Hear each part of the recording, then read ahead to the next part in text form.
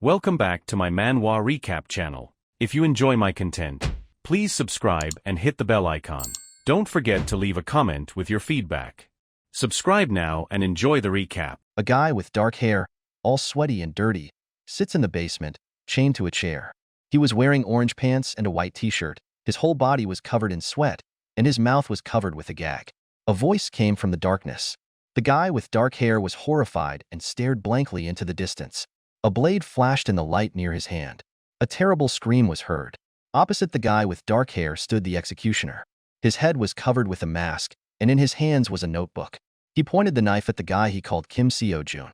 The executioner looked at his notebook and continued to say that Kim Seo-jun, from a country called Korea on Earth, loves to play games, hates matcha-flavored desserts. Kim Seo-jun looked at the floor in confusion and fear and trembled. Instantly a blade flashed in the air. Blood splashed onto Kim Seo-jun's face. The blade was right under his ear.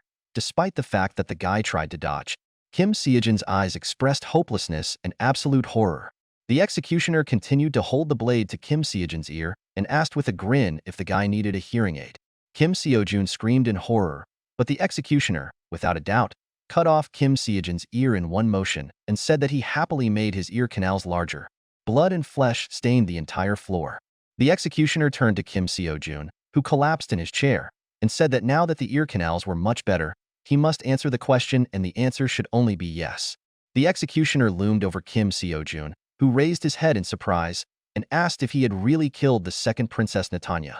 Kim Seo-jun remained silent, closed his dim eyes and was lost in memories, wondering where everything went wrong and what happened to his ordinary life. Kim Seo-jun sits in his room at a wooden table and plays. Kim Seo-jun was extremely surprised that the other team's master was caught. He had just entered college then. Kim Seo-jun, as always, was getting ready to go to college, put on his shoes, and his mother asked him not to go to the cyber cafe today. Kim Seo-jun sighed and agreed. Opening the door, he suddenly found himself in another dimension, in a certain building with patterned floors, columns, and arches. Opposite him stood the second princess of Natanya, a girl with white hair and elven ears. There were 4 guards behind her. Kim Seo-jun was shocked by what was happening, his eyes wide open and his mouth agape. The glowing portal behind him began to collapse, and there was no turning back. Like all ordinary college students, he lived with an ordinary family and an ordinary life. So no one could expect that he was a warrior of this world. Kim Seo-jun turned around and saw 3 more people in front of him, behind whom there were also portals. 4 warriors were called up. Among them were a high school student, a girl with white hair, and a grandfather with a scarred face and a college student, Kim Seo-jun. Kim Seo-jun was shaking with anticipation, and the high school student looked at him questioningly. A picture appeared in Kim Seo-jun's eyes where all the warriors had their own special suit and weapons. His gaze was filled with anticipation and admiration. Kim Seo-jun exclaimed that he had become the new hero of this world, and thought that he could now learn sword fighting, be a sage, and a necromancer. Kim Seo-jun put on a victorious face and decided that if he had to go through this, he would be the best. Standing next to the 3 surprised warriors who found Kim Seo-jun's behavior the most strange, he shouted to the sky to open the status window. However, Kim Seo-jun was very confused when he realized that this method did not work. The second princess of Natanya approached the warriors, who were looking at her seriously, and Kim Seo-jun stood in a funny stance and said that in their world there is no such thing as a status window, but there is a skill. Natanya looked at the soldiers and smiled, then said hello and introduced herself. Natanya smiled friendly and said that she was really looking forward to working with the soldiers. Natanya picked up a certain pink device that looked like a mirror, approached Kim Seo-jun, and said that she would like to test the skills of the warriors. Kim Seo-jun spread his arms joyfully and froze, a smile shining on his face. Natanya sighed worriedly and looked at the device. Then her eyes filled with fear and shock. Natanya said that Kim Seo-jun has the skill of hoarding. Natanya continued to stand opposite Kim Seo-jun. Suddenly, the heads of the guards behind her burst and scattered throughout the hall. Natanya looked back in horror, but was too late. The hand of a shadow-like man standing behind Natanya pierced right through her chest. Blood flowed from the second princess's mouth, and a hole appeared in her chest. Kim Seo-jun was horrified, but he was so frightened that he could not move. The shadow man's arm was up to the elbow in the second princess's body and completely covered in blood. With a sharp movement, the shadow man took his hand out of Natanya's chest. Natanya fell to her knees, pressing her hand to her chest, from which blood flowed. Her strength was leaving her, But Natanya raised her head to Kim Seo-jun and called the warrior in a whisper. Kim Seo-jun's face became covered with sweat and her eyes filled with horror. The Shadow Man, with one flick of his finger from which the laser was emanating, completely destroyed the entire upper half of Natanya's body. The floor was covered in blood. Kim Seo-jun looked at everything that was happening in horror, his body trembling. Kim Seo-jun looked up in fear. Opposite, a Shadow Man stood in a pool of blood. The Shadow Man's hand reached towards Kim Seo-jun's face. His face showed complete horror, and he backed away. The Shadow Man advanced, his hand getting closer to Kim Seo-jun's head. As soon as his hand touched Kim Seo-jun's face, the guy lost consciousness. When Kim Seo-jun came to his senses, among those who remained alive, including him and the rest of the warriors, Kim Seo-jun was the only one covered in blood. Kim Seo-jun woke up with an iron collar in a dark room. He and the rest of the warriors were dressed in blue overalls, and there were metal plates around their necks. Kim Seo-jun raised his head, and the platinum squeezed his neck even more, causing pain to the hero. Opposite the soldiers stood guards in white shirts. One of the guards said that all magical abilities are bound by this collar. Kim Seo-jun carefully looked out of the room and saw a flying island made of metal and stone and shaped like a castle. A car flew past him, which combined airplane engines and an airship system. This island was the state prison of Gehenna. One of the guards turned to Kim Seo-jun, who raised his head, and said that he was very unlucky. The guard grinned contemptuously, saying that it was extremely unfortunate to end up in a prison that was built by the powers that be and is located at an altitude of 7,000 meters above the ground after the first crime. The guard walked away from Kim Seo-jun and called the next one over. Kim Seo-jun gritted his teeth, looked at the floor and cursed. Pictures appeared in his head of him, defeating the Shadow Man with a snap of his fingers. All the girls admire him, and he spends every evening on the sofa with two lovely girls dressed as a bunny and an oriental princess. After all, things weren't supposed to be like this. Normal students live happily in such worlds. So shouldn't this life be brighter and easier than what he is living now? Kim Seo-jun stood already dressed in an orange prison jumpsuit. The collar remained an integral part of any prisoner's wardrobe. What will his life be like now? The warrior's feet were shod in white moccasins. Kim Seo-jun couldn't stop thinking about whether he would really be imprisoned for the rest of his life until he died. 6 prisoners in orange jumpsuits stood in a white room with a tiled floor. The prisoners' hands were handcuffed. Opposite them stood a woman with blonde hair, dressed in uniform. There were 2 guards behind her. The woman screamed and introduced herself as the overseer of Gehenna. The warden was dressed in a white dress with gray buttons, black tights and shoes on her feet, and a black cloak decorated with fur on her shoulders. Her head was covered with a black beret, on which was a brooch in the shape of a star. Having replaced her smile with an arrogant and disgusted expression on her face, the warden turned to the prisoners. Standing right in front of them, she said that they were truly incredible, because there was no remorse or regret for their sins on their faces. All the prisoners were extremely aggressive. Some of them even grinned at the warden, while others were depressed. The warden continued to say that the finished are a cancer of society, but they should open their eyes and face reality. Many were imprisoned in this prison. The warden's mind flashed with images of a high school student who ruined everything around him with his powers, a general in an army of demons, a crazy vampire seeking revenge. The overseer looked at the prisoners menacingly, her aura turning black. She said that no one could escape. The overseer looked at all the prisoners and fixed her gaze on Kim Seo-jun. Kim Seo-jun was confused and began to sweat because he didn't understand why the overseer had her eyes fixed on him. The overseer leaned forward and came close to Kim Seo-jun's face and, grinning contemptuously, said that out of all of them, she was interested in Kim Seo-jun. Kim Seo-jun closed his eyes sadly and disappointedly and thought frustratedly why him again. The overseer turned her back to the prisoners, smiled and walked blithely forward, threatening that they should not cross her path. One of the prisoners, whose skin was blue and had no hair, hissed through his teeth. The overseer's eyes expressed a tremblingly calm threat. She ordered to answer. Everyone except the blue-skinned prisoner shouted, "Yes." The next second, the warden was already standing on a mess of flesh and blood, which was splashed across the floor and by the prisoners themselves. Lightning came from her shoes. Kim Seo-jun's entire body and face were covered in blood and entrails, and his eyes expressed horror and fear.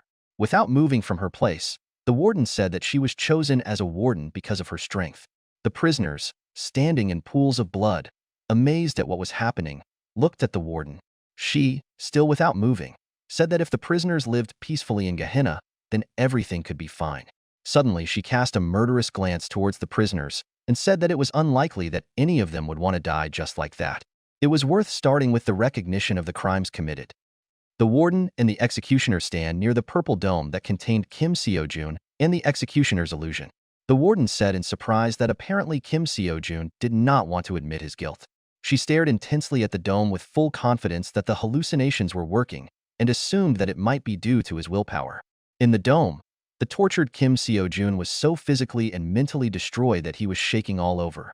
Digging in with ragged nails and fingers, Kim Seo-jun took all his strength and shouted that he was not guilty. His eyes were filled with tears, and his scream exuded so much power and pain that the dome cracked and the hero was freed. Lightning filled the room as the dome collapsed. The hero was completely discouraged and standing in shock in the middle of the lightning. The warden and executioner leaned back, their eyes expressing misunderstanding and fear.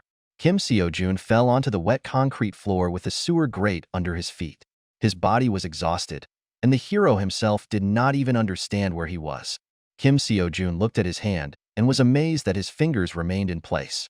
Shocked, he began to examine his body and checked whether his ear was in place. The warden was so stunned that she stared blankly at Kim Seo-jun from under her raised eyebrows. She said that it was skill, and they tried the hero using hallucinations. However, the warden could not believe that Kim Seo-jun simply freed himself. She assumed that he had an unusual skill. The warden's expression showed fear of the skill, mixed with disgust for the prisoners. Looking at Kim Seo-jun, she said that he has the ability to accumulate. The executioner cautiously turned to the warden and asked if she thought that this was not only because of the skill. When the warden turned towards Kim Seo-jun, the executioner tried to justify himself by saying that the prisoner could free himself due to the fact that the leash was loosened, because the hallucination needed to work on the brain. Kim Seo-jun was on his knees, with his hands on the floor, and realized that he was being tortured with hallucinations. Standing up, Kim Seo-jun was outraged that he was simply tortured from the very first day, and considered the warden crazy. His body was completely wet and completely exhausted. Kim Seo-jun asked if people's rights really no longer existed, which greatly shocked the warden. She thought about it, and looking at Kim Seo-jun said that there used to be a race with two horns that lived in a small village. There were small shops on both sides of the cut road, and a harnessed donkey walked in the center. It was an ordinary village with a population of 300 people, very quiet. A guy in a red shirt with brown curly hair stood in the darkness. This was a man who came from the earth. He was a warrior. One warrior passed through this world. The warden looked distantly into the distance and said that 275 residents died that day. The village was completely covered in blood, and there were particles of ash and fire in the air. His skill was God mode. It allowed him to use commands as cheats in games. The dismembered body of the warrior lay at the feet of the warden. Only his head remained from his body, but otherwise he would have been unstoppable. The warden still looked blankly at Kim Seo-jun and said that the only thing the warrior said on the day of his death was the word, exit. Kim Seo-jun was still lying on the floor, looking up at the warden in horror and listening to how Earthlings treated the world as a toy, and because of this their world had become chaos. The warden crossed her arms over her chest. Her gaze expressed disgust and anger. She said that only people can kill and treat it so simply, justifying it as an attempt to get closer. The overseer's eyes exuded all-consuming and trembling hatred, and she asked if Kim Seo-jun's heart broke when he killed the second princess, if he was ashamed. Kim Seo-jun lowered his weary head to the floor and said that he did not kill anyone. Raising his eyes, he furiously shouted that there was no reason for him to kill the second princess. The warden looked at Kim Seo-jun without much emotion, perhaps with some sympathy. The very next second, the warden carried out a strong kick to the hero's face. From such a blow, Kim Seo-jun was thrown back. Then she approached him and grabbed the hero by the collar. Kim Seo-jun raised his hands in shock, and the overseer said that the main rule of Gehenna is that the accused admits his crime. From the look of the overseer, the whole body was cold, and goosebumps ran down the back. Kim Seo-jun opened his mouth wide in shock and his eyes full of horror. The overseer said that it was not their job to decide who is guilty and who is not, because Gehenna is a correctional institution. Moving even closer, the supervisor said that it was not her business whether Kim Seo-jun was convicted fairly or not. Her job was to teach and correct. The overseer moved away a little. Her eyes were empty and distant, but frightening. Raising her fist, the overseer welcomed Kim Seo-jun into their world. A streak of light fell on the beaten and lifeless body of Kim Seo-jun. He exhaled and, closing his eyes, stood up a little. Kim Seo-jun's face was stained with blood and wet with sweat. He will not see an easy life even in this world. Having lost his last, Sir Kim Seo-jun fell face down on the ground. This world is no different from Earth. The only difference is that his relatives stood behind him on Earth. The darkness in the room was dispelled by a bright and harsh pink light. Kim Seo-jun continued to lie on the ground and think that there was no family or friends here. The pink light turned into shining pieces of ash, which approached Kim Seo-jun lying on the ground. He raised his tear-stained eyes to the light. Opposite him stood the second princess of Netanya, and this light came from her. Netanya lowered her calm pink eyes to Kim Seo-jun, who was lying on the ground in complete shock and could not understand how this could happen. Netanya smiled and asked if the warrior wanted to be freed. Netanya smiled and extended her hand to Kim Seo-jun. Kim Seo-jun was on his knees, looking up at Netanya with eyes full of hope and tears. There were thoughts in his head that this was all an illusion, but the picture was too real. Netanya continued to extend her hand. Kim Seo-jun extended his hand in response and took hold of Netanya. Standing opposite Princess Kim Seo-jun said that after what he saw, he was sure of her death. Directing a surprised and sad look at Netanya, Kim Seo-jun noted that he did not understand how she could end up in prison. Then Kim Seo-jun closed his eyes and said that he was very glad that Netanya came. Kim Seo-jun raised his head and placed his hands on the second princess's shoulders. Netanya looked at him calmly and did not move. Kim Seo-jun said he was glad she was his, and that meant he was free from false accusations. Netanya looked up at Kim Seo-jun and sighed sadly. Then Netanya's gaze changed dramatically to a completely blank one. Her eyes burned with pink fire.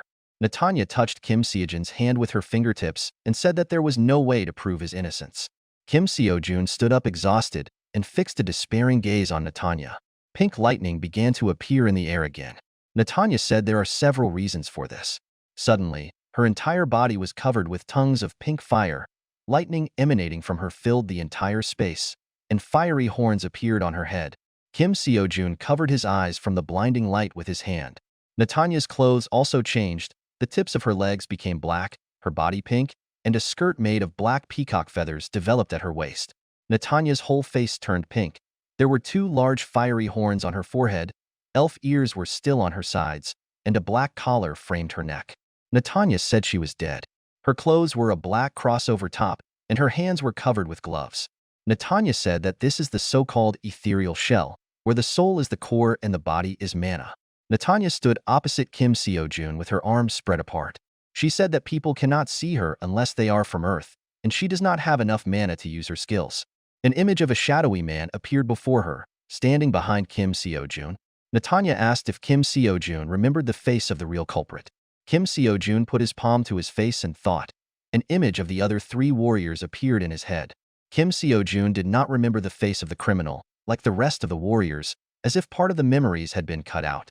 Someone with black hands cuts a sheet of paper with scissors. Netanya crossed her arms in front of her and looked at Kim Seo-jun worriedly. She said that the criminal not only entered the most important building of the nation and killed the princess, but also escaped, blaming the warrior for it all. Kim Seo-jun looked at the second princess in surprise while she said that there was no point in publicly announcing that she was alive, since they had no information about the real criminal. Kim Seo-jun sighed wearily, looked up and asked what he should do. Kim Seo-jun spread his arms to the sides and shouted that he couldn't do this, couldn't do that, but he was asked if he wanted to run away. Kim Seo-jun didn't understand what he should do. Kim Seo-jun frowned, put one hand to his chest, and extended the other to Netanya, saying that in the end he would be executed anyway, risking his life. Kim Seo-jun desperately screamed that he was called to this world, put in prison, and also tortured. Kim Seo-jun raised his head, pointed his finger towards the confused second princess and told her not to beat around the bush and tell her directly whether he had a chance to get out. Netanya averted her eyes and replied that she could not answer strictly in the negative. There was a way out. Kim Seo-jun was shocked by these words and looked questioningly at the second princess. Kim Seo-jun stood opposite the princess and lowered his hand. An image appeared of a prison located at an altitude of 7,000 meters. It was surrounded by an empty starry sky, cameras and ships were flying nearby, and below there was a center that looked like the core of a mechanism. In a dark room, Kim Seo-jun, wet from pain, sat on a chair with a gag and mumbled something. The executioner bent over him and asked him with a grin what he said. The executioner then removed the gag from Kim Seo-jun's face. Kim Seo-jun trembled, his eyes filled with tears, as he said that he had killed the princess and her court magicians. He felt terrible. Kim Seo-jun's face was wet with sweat and tears. After 2 days of endless torture with hallucinations, he was forced to confess to a murder he did not commit. In the room there was a chair on which the chained Kim Seo-jun sat, 2 torches on either side of the chair, and 2 executioners. One of the executioners exclaimed that the warrior had finally admitted it. The second executioner said with relief that he could now return to his work.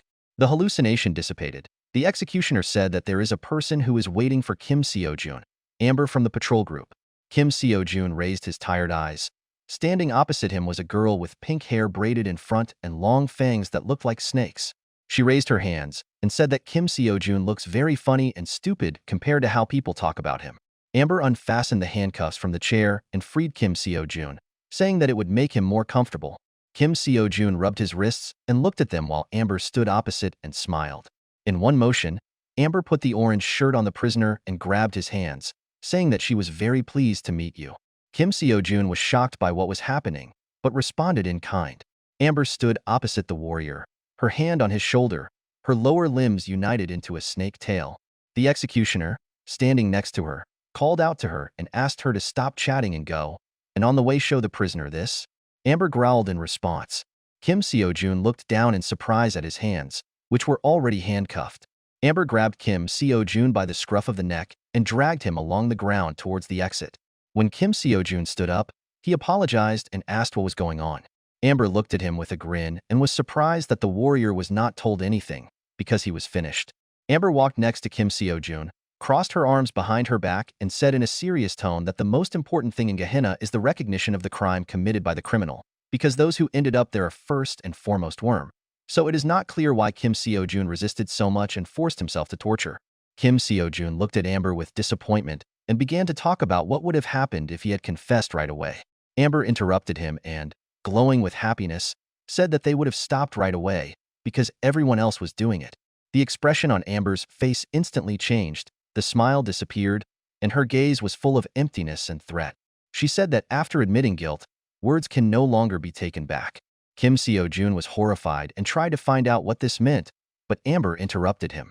With an even colder look, she said that it wouldn't be good if the trash started falling out of the basket. Just as abruptly, Amber's mood changed in the opposite direction. She smiled, threw her hand on the prisoner's shoulder, and said that enough of these depressing conversations, it's worth talking about something else. Amber turned to Kim Seo-jun and reintroduced herself. The patrol team consists of members of the prison guard with the highest combat skills that are comparable to cheats. 6 people in white hoods stood in the darkness. In the center stood a man wearing glasses and with his collar raised very high. Amber tilted her head slightly to the side and, looking at Kim Seo-jun, said that she was managing the section in which he would sit. Amber moved closer to the prisoner, frowned, and said threateningly that if he threw a tantrum, she would kill him. They came to a large blue door with yellow accents and a large green eye in the center. There were 2 guards on either side of the door. When Amber and Kim Seo-jun walked through the gate, Amber said that she wanted to show something. Kim Seo-jun found himself in a huge room filled with fiery spotlights, his face expressing great fear and horror. In front of him was a capsule in which something was brewed that vaguely resembled a person who had a tag with a number on his ear.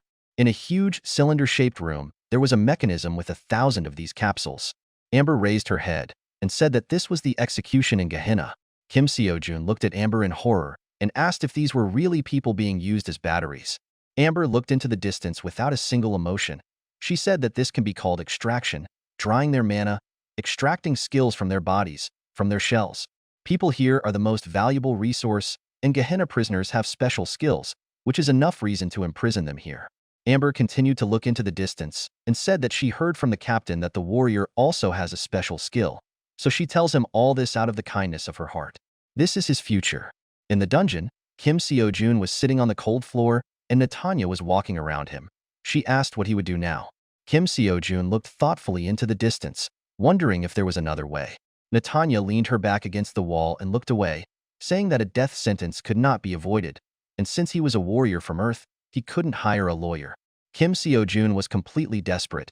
His hands were tense and shaking, and he himself said that it was simply impossible to escape, because he was an ordinary person and could not escape from such a prison. Netanya looked at him, then turned and said that she would tell a story. Netanya stood closer to Kim Seo-jun and, crossing her arms over her chest, said that from the moment the warrior stepped on this earth, time stood still. Kim Seo-jun raised his head in surprise and fear.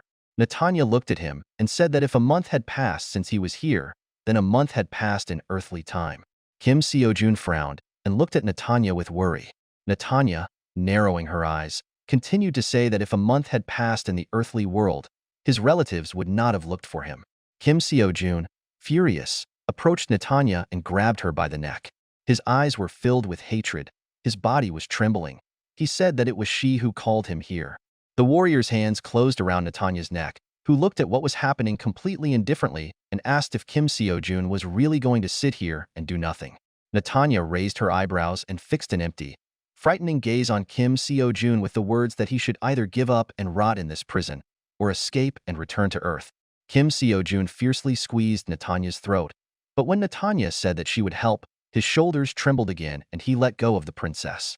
Kim Seo-jun frowned and said with hatred in his voice that he didn't trust the princess one bit, but he could escape from this world.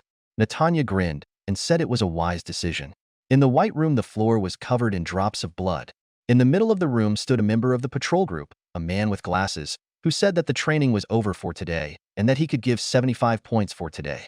Amber stood opposite and wiped the blood from her lips. She was wearing a blue t-shirt.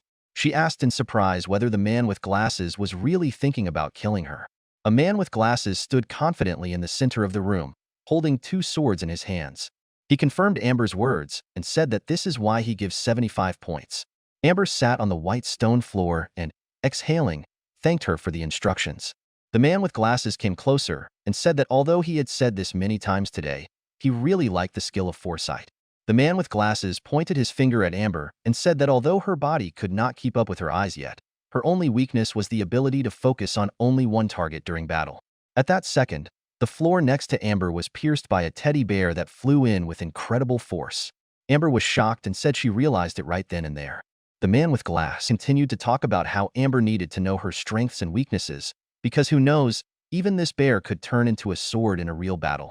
At that moment, Amber perked up and leaned forward, closer to the captain with questions about whether he liked bears and whether she should buy more teddy bears on her vacation. The captain recoiled in disgust. Amber looked with confusion at the captain, who stood opposite, and asked why the warden was not with them. The captain looked away and replied that he had heard that her superiors had called her, and he would also need to join them. Amber's voice was heard asking if there would be no captain or warden that day. The captain looked ahead thoughtfully and wondered if this was suspicious. He looked sideways at Amber and said that they are called as soon as the warrior Kim Seo-jun surrenders, and it's amazing how the internal affairs of Gehenna become public domain. And it seems to him that a rat has appeared in Gehenna. Netanya stood in the dark room, having assumed her ethereal form. The captain stood at her side, wearing a white cloak with a hood and covering his face. The prisoners moved one after another along the corridors. Today is the execution of the escape plan. Kim Seo-jun looked around and couldn't believe that this was happening. Only at the emergency entrance there were 6 guards. There was an exit system in the room with gates and passages on which there were eyes. There were many prisoners in the room, but they were all surrounded and guarded by guards. The passages were crossed by prisoners only under the personal supervision of one of the guards. On the platform above there was a sniper who also kept an eye on the completed ones, perhaps about 20 people, and everyone is armed. A man in a black shirt with a white tie was holding a rifle in his hands. Do firearms exist in this world? Netanya leaned over the ear of Kim Seo-jun, who was scared and confused, and said that this is a standard rifle on a small magic engine, shoots 50 times a minute, and so 19 times. Kim Seo-jun raised his eyes and turned to Netanya, while she smiled and raised 2 fingers up. Shocked, Kim Seo-jun tried to ask Netanya something, but she put her finger to his lips, thereby silencing him. Netanya turned away and nonchalantly said that no one except Kim Seo-jun could see her, but he himself should be careful and listen to her. Netanya raised her legs and hung in the air, and Kim Seo-jun looked up at her. Netanya said that in about half an hour, when the check was over, there would be an ambush when they took him to the cell. Netanya looked ahead calmly and seriously and asked Kim Seo-jun to be ready for this moment. Escape from prison, there is no guarantee that this is the only way. Kim Seo-jun looked ahead and tried to compose himself. This is the only way to avoid the seared execution. When Kim Seo-jung walked a little further, he was met by 2 people wearing black shirts and white ties. One of them was wearing a white mask with horns. The guy with the horns brought a certain device to the warrior, said that it was a regular size, and asked him to bend over. He attached this device to Kim Seojin's collar and said that they would remove this device in 3 minutes, as it was needed to test the strength of the skill and its purpose. Kim Seojin's hands were handcuffed. Then the guy with the horns muttered that if the warrior gets a little closer to the guards, he must be killed. At that moment, he turned away, told Kim Seojun to pass, and called the next one. The second waved his hand and hurried Kim Seojun. Kim Seojun was nervous and could barely move his feet on the ground. Suddenly, a very bright cold light began to hurt his eyes, and he covered his eyes with his hands. Kim Seojun saw a device designed to test the skills of prisoners. There were many scientists and prisoners around. A guard with 2 pistols in his hands, standing a little further away, shouted for number A317099 to go to the center. Kim Seojun turned around and quickly agreed. Natanya and Kim Seojun stood in the dimly lit room and looked ahead. Natanya told Kim Seojun that they seemed to be testing his skill to get him to work on something, but wondered if the warrior had actually never used his skill. Natanya looked at Kim Seojun, pointed to his hand, and said that he needed to shout out the name of his skill to activate it, then imagine that he had another finger and click it. Natanya and Kim Seojun stood in front of a huge skill testing facility. Natanya pushed Kim Seojun towards the structure and said that she would wait here because there were sensors there. Kim Seojun began to carefully climb the stairs. Accumulation skill. Kim Seojun frowned and looked ahead confidently. Come to think of it, he doesn't even know how to use his skill. An order came from the gramophone to stay where they were, right in the center. Kim Seojun stood in front of a mannequin in a large, round room whose walls were made of glass. A voice from the gramophone asked me to use my skill on a mannequin. Thoughts flashed through Kim Seojun's head that he didn't even know how strong his skill was. Kim Seojun raised his hand and focused his gaze on the target, then shouted out the name of the skill. Absolutely nothing happened. The mannequin still hung in front of Kim Seojun. A cry came from the gramophone for the warrior to hurry up. Kim Seojun closed his eyes in frustration and, raising his head, said that he could be understood because this was his first time.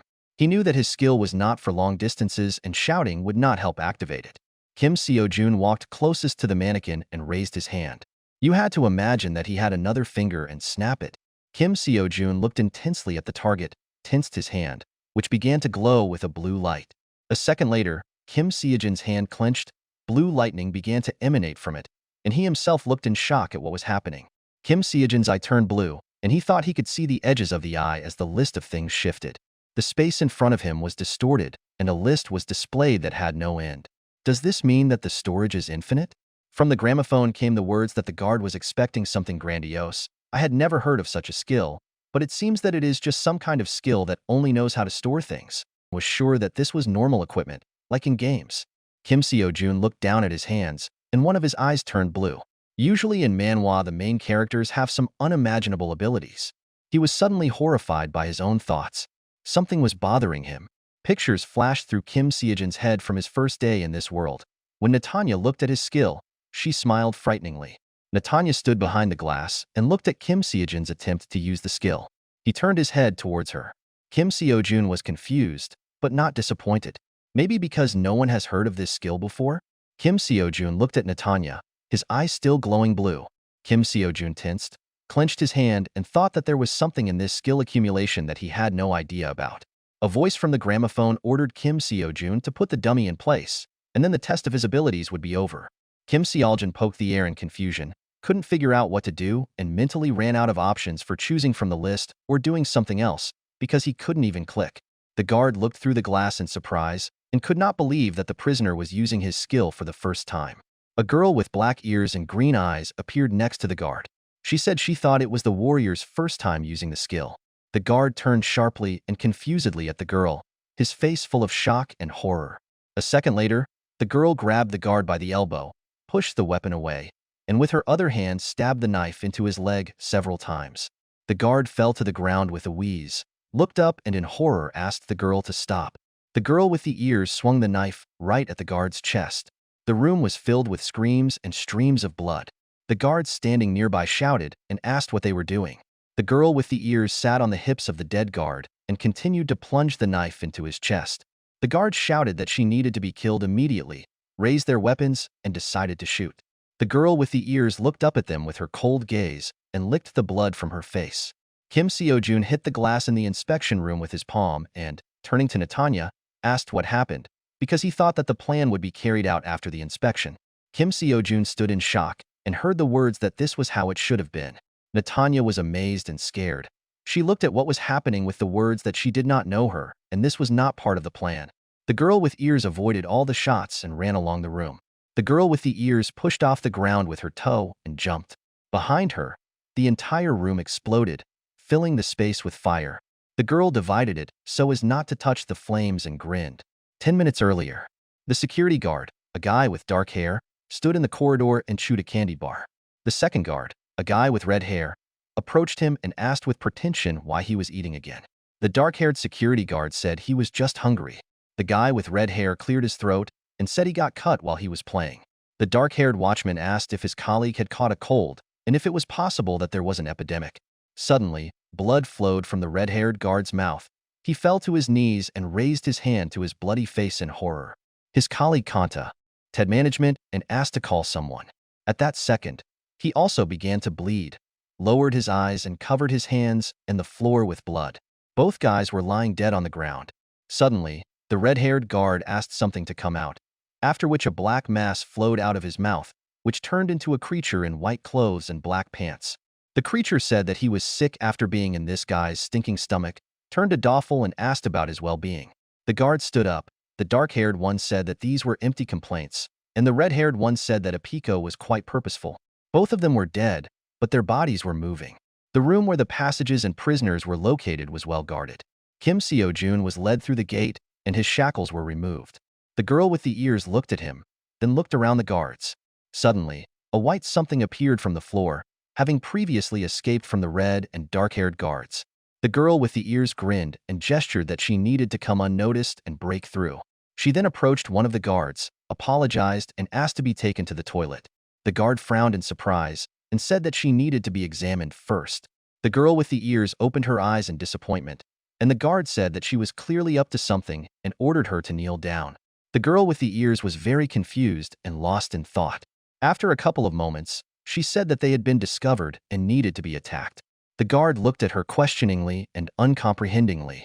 At that moment, the legs of the girl with ears were stroked by a black mist, turned into a funnel and spewed out thorns that pierced the guards, after which he cut the handcuffs of the girl with ears.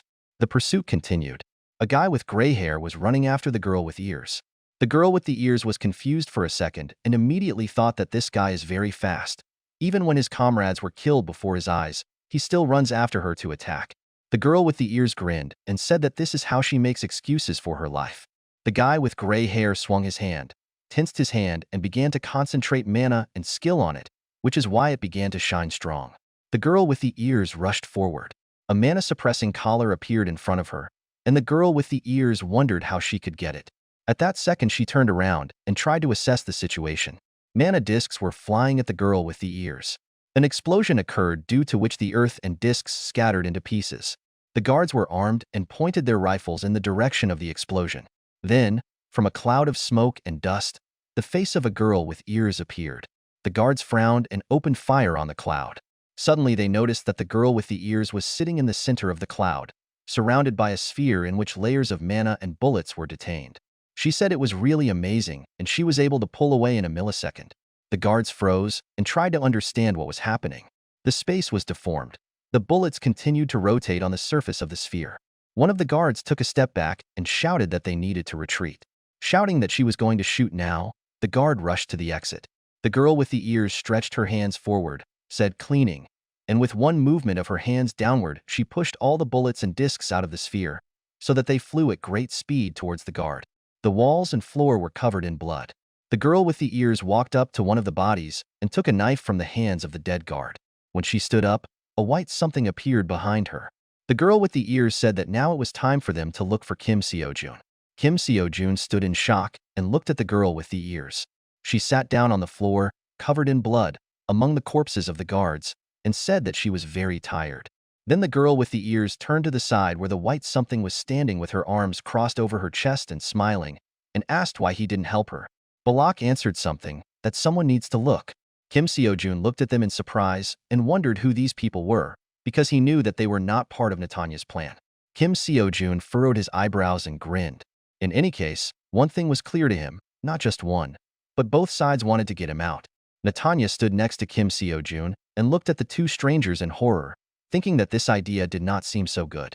The girl with the ears stood in front of Kim Seo-jun and told him to come over, because they were here to get him out. The girl with the ears smiled joyfully. There was blood on her face. She closed her eyes and said that she did not bite. Kim Seo-jun brought his head closer to Natanya, and she whispered that she should go after them first. The girl with the ears continued to stand with her hands raised near the stairs and said that there was no need to worry in her presence. A white something appeared behind the girl with ears, which called her by the name Ipiko, and said that now there was no time for flirting, because she had to leave in 3 minutes. Ipiko smiled, walked closer to Kim Seo-jun, and said that she hoped that he would quietly follow her. Kim Seo-jun looked around with disgust. Right under his feet was the corpse of a guard, covered in blood and with a cut-off wrist. Ipiko put her hands on her hips, smiled and asked the frightened Kim Seo-jun if he was really shivering from some corpses. This is not some page from a Gyro site. Kim Seo-jun was amazed that she did not understand this.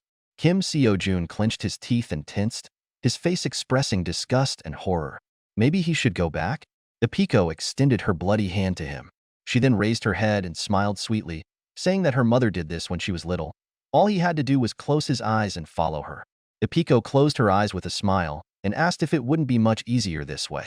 Kim Seo-jun looked at her full of misunderstanding, disgust, and indifference and answered, "No." Ipiko simply glowed with joy and happiness, extending her hand, while Kim Seo-jun stood opposite in horror. He was terribly scared. A white something stood in the corner of the room and looked irritably at what was happening, because every millisecond was important and Ipiko was still playing. Suddenly, the white thing grinned and frowned.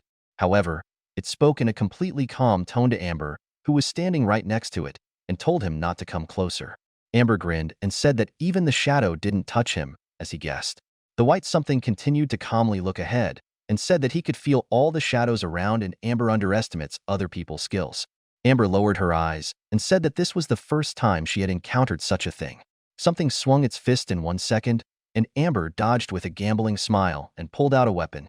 Amber understood the eyes and realized that the other blow was real. The white something struck forward with its fist, and its shadow struck horizontally with its weapon. Amber knew that she needed to watch the shadow behind her, and the body was just a vessel and it was not real either. Something about Balak was frightened by such insight. Amber leaned over, took hold of the sword, and said that the real body of the white something was the shadows on the floor. The white something was very confused and looked at Amber in horror, saying that she has the skill of a demonic eye. She sees the movement of someone else's mana. Amber smiled and cut her opponent's body in one motion. The white thing and its shadow were cut in half. Ipiko and Kim Seo-jun looked at what was happening in horror. Amber looked at them excitedly, her eyes hidden by her tousled hair. Then she raised her head and smiled frighteningly, saying that now there was only one intruder left to deal with. Kim Seo-jun and Ipiko stood in front of Amber. They frowned and clenched their fists in tension. Kim Seo-jun was extremely worried. Moments arose in his head when he had already seen Amber. He realized that this was the same girl. Amber sighed, threw the weapon over her shoulder, and, closing her eyes, said that she did not understand anything, because judging by their information, this was the work of a traitor inside Gehenna.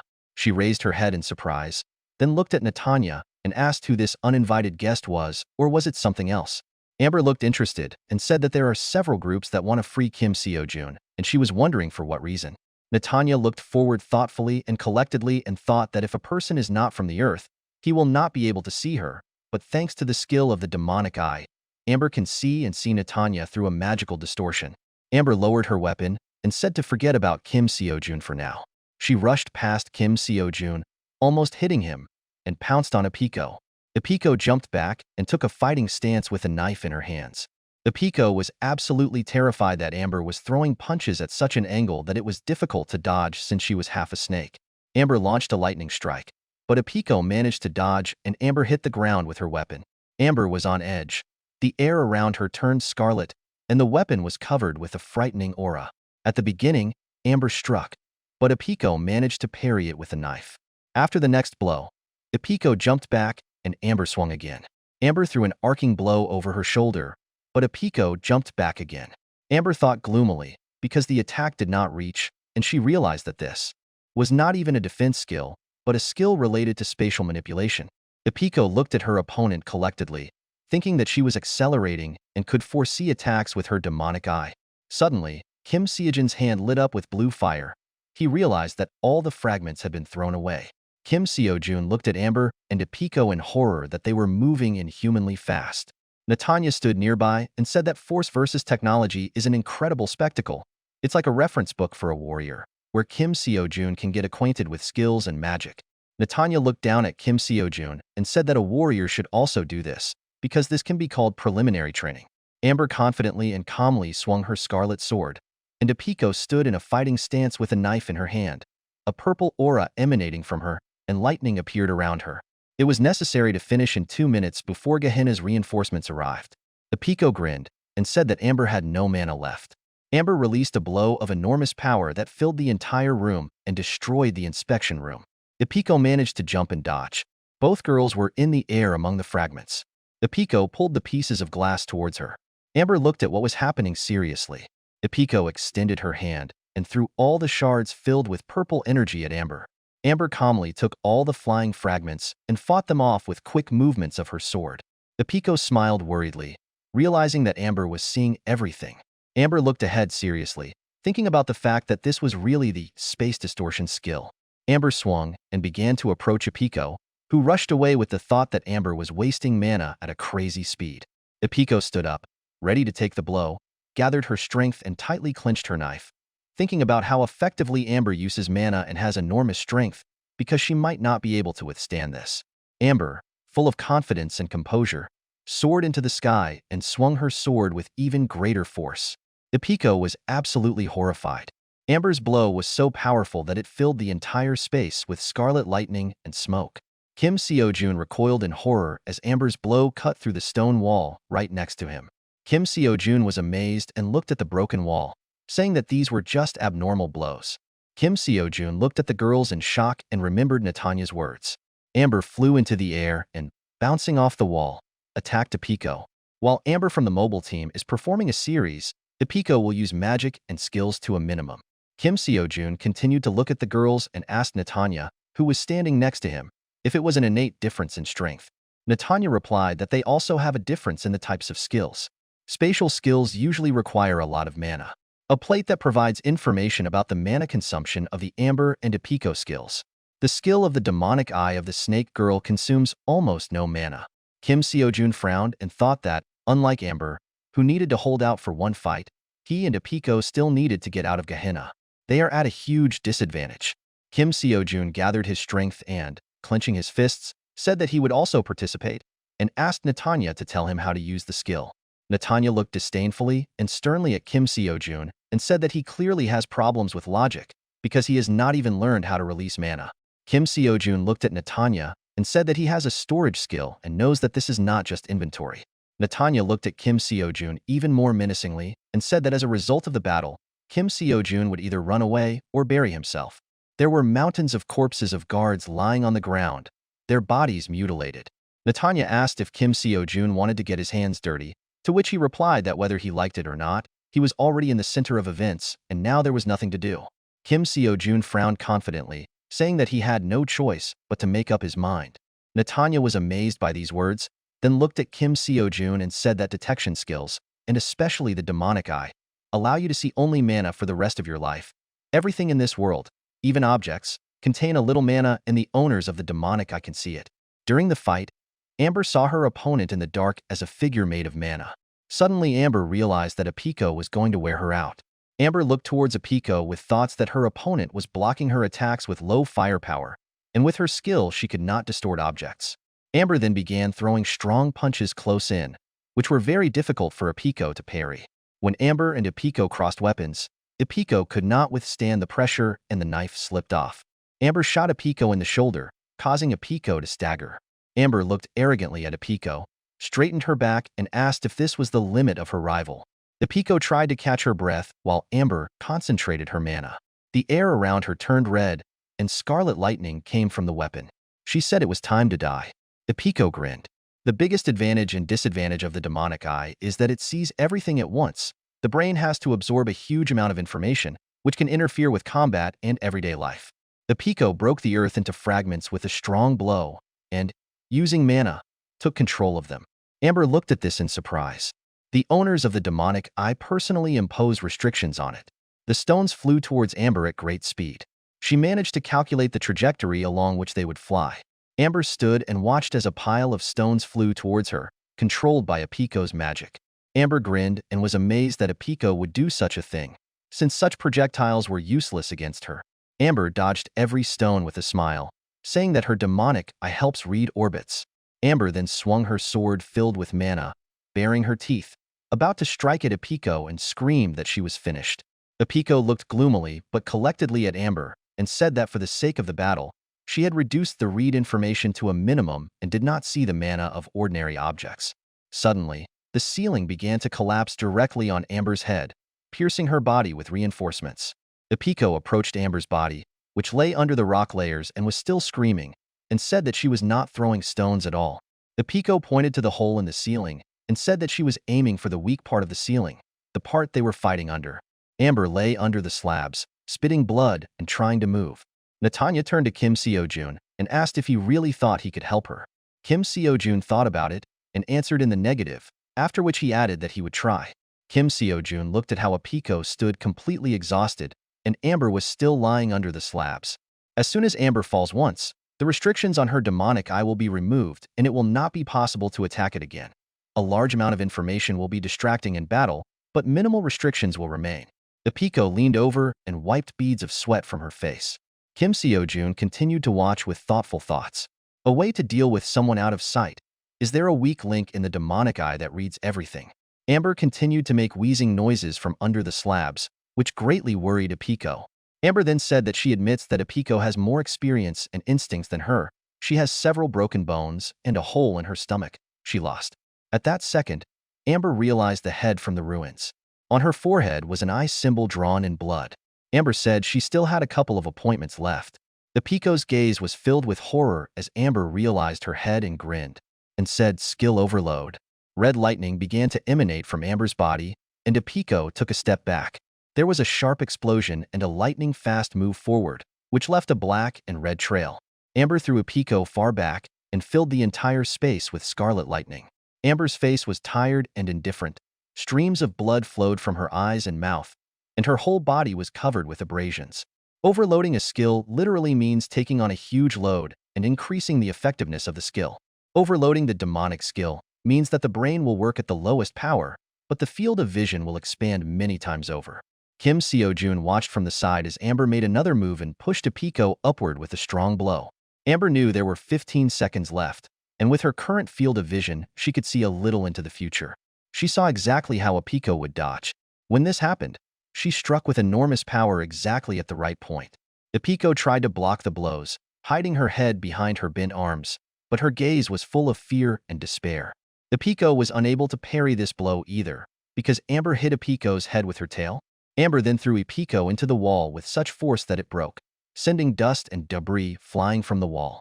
Amber landed on the ground, leaving a dent there, and began to approach a completely frightened Apiko, who frantically tried to crawl to safety. Another 10 seconds. Amber began to lose strength and tried to catch her breath. After the overload subsides, she will lose her vision for a while. Apiko looked at her opponent in horror. Her whole body was crippled and she wondered if she should overload, because then they would not be able to cope with what would happen next. Amber tried to pounce on Apiko and deliver the final blow with her fist, but she managed to use her skill and the space between them was distorted. A crater appeared. Amber looked at this menacingly and understood everything. A similar crater appeared at the other end of the room. Amber managed to get there earlier and delivered a powerful blow to Apiko's back, who was thrown to the side. Apiko thought that it was good that she reflexively expanded the distortion of space, but the damage was still very large. Blood began to ooze from Apiko's clenched teeth. Apiko took off at great speed in an attempt to escape. She needs to catch her breath for a bit. Kim Seo-jun looked at this and frowned. Amber was catching up with Apiko, concentrated mana in her fist and swung. Apiko was terrified and had no idea what to do. While Amber said that she saw the shape and direction of the spatial distortion, even the angle at which Apiko would fly, it was easy. Amber ducked to strike, her arm emitting crimson lightning. Amber's eyes were full of confidence. She said that she had won. Kim Seo-jun suddenly appeared nearby. He stood directly between Apiko and Amber, raised and tensed his hand. Blue lightning flashed across the sky. At that moment, Amber's body contained a mannequin that had previously been in Kim Seo-jun's inventory. Amber was shocked by this and looked around in confusion. Kim Seo-jun closed his eyes. Behind him was Netanya, completely indifferent to what was happening. He said that when an item stored by a skill is removed, the element located in the same place disappears.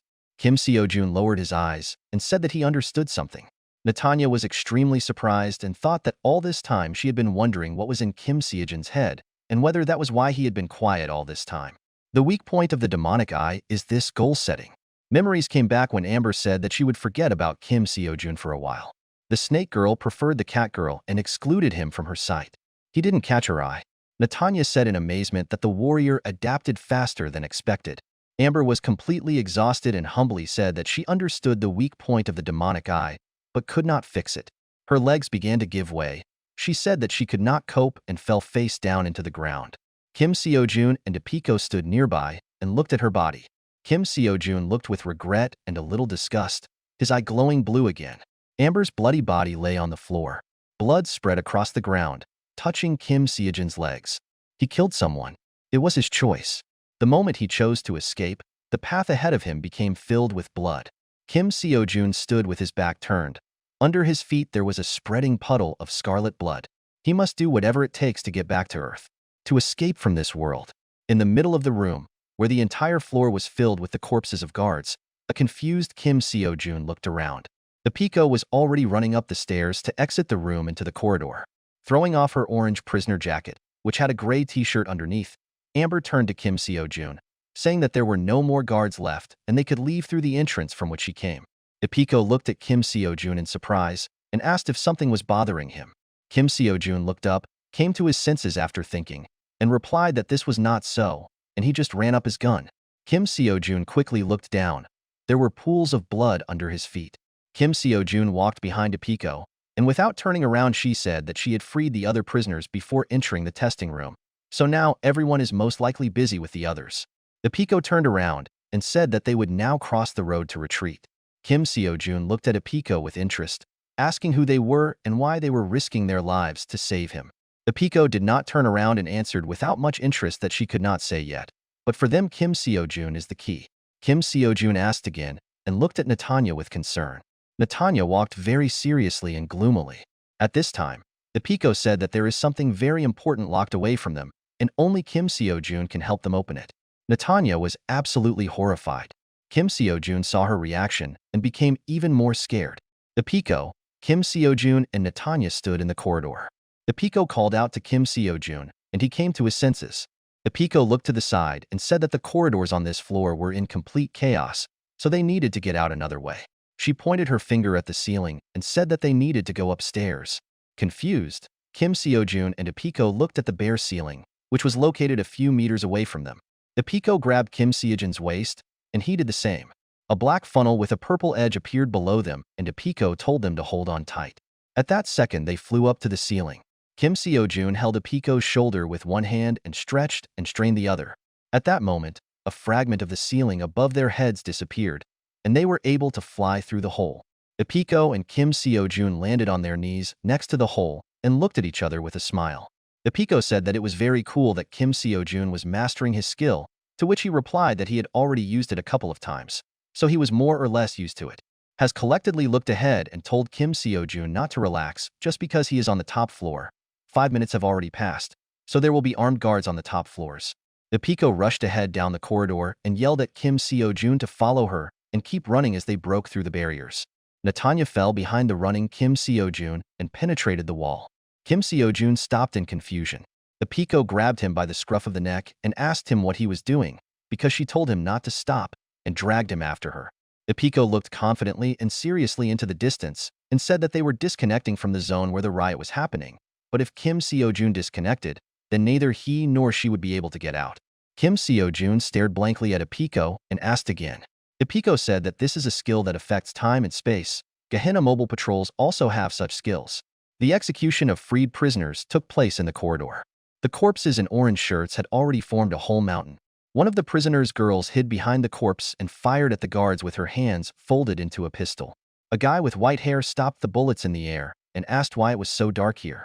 The guards said that the entire country had finished evacuating, to which the guy with white hair smiled happily and told them to move towards Gramo Harbor. The guy with white hair looked at the prisoners, raised his hand and said that this whole mess was because of them, and if they continued, he would no longer have a choice. One of the prisoners still turned into a huge monster and rushed towards the guards. The guy with white hair looked excitedly and said, "Skill overload?" The monster was very close to the guy with white hair, but he raised his hand, and the next second the monster was destroyed by a black cube. All that was left of him were phalanges of fingers that fell to the floor. The guy with white hair turned on the people behind him and said that they should guard him better, because now the consequences of the overload will hit. The guy with white hair put his finger to his temple, where a golden circle appeared, said that the spatial disconnection operation was completed, and asked the other person if they were both working well.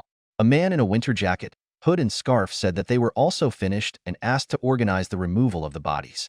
He sat on a mountain of dead prisoners, whose bodies were pierced with darts blazing with blue fire. The hooded man asked if it was a coincidence that both the warden and the commander were not present when the incident occurred. The guy with white hair grinned and said that this was not a coincidence at all, and they were betting on it. The hooded man asked if the rumors were true, and this was really the work of traitors. He then turned to Celestia and asked about the location of the other escaped criminals.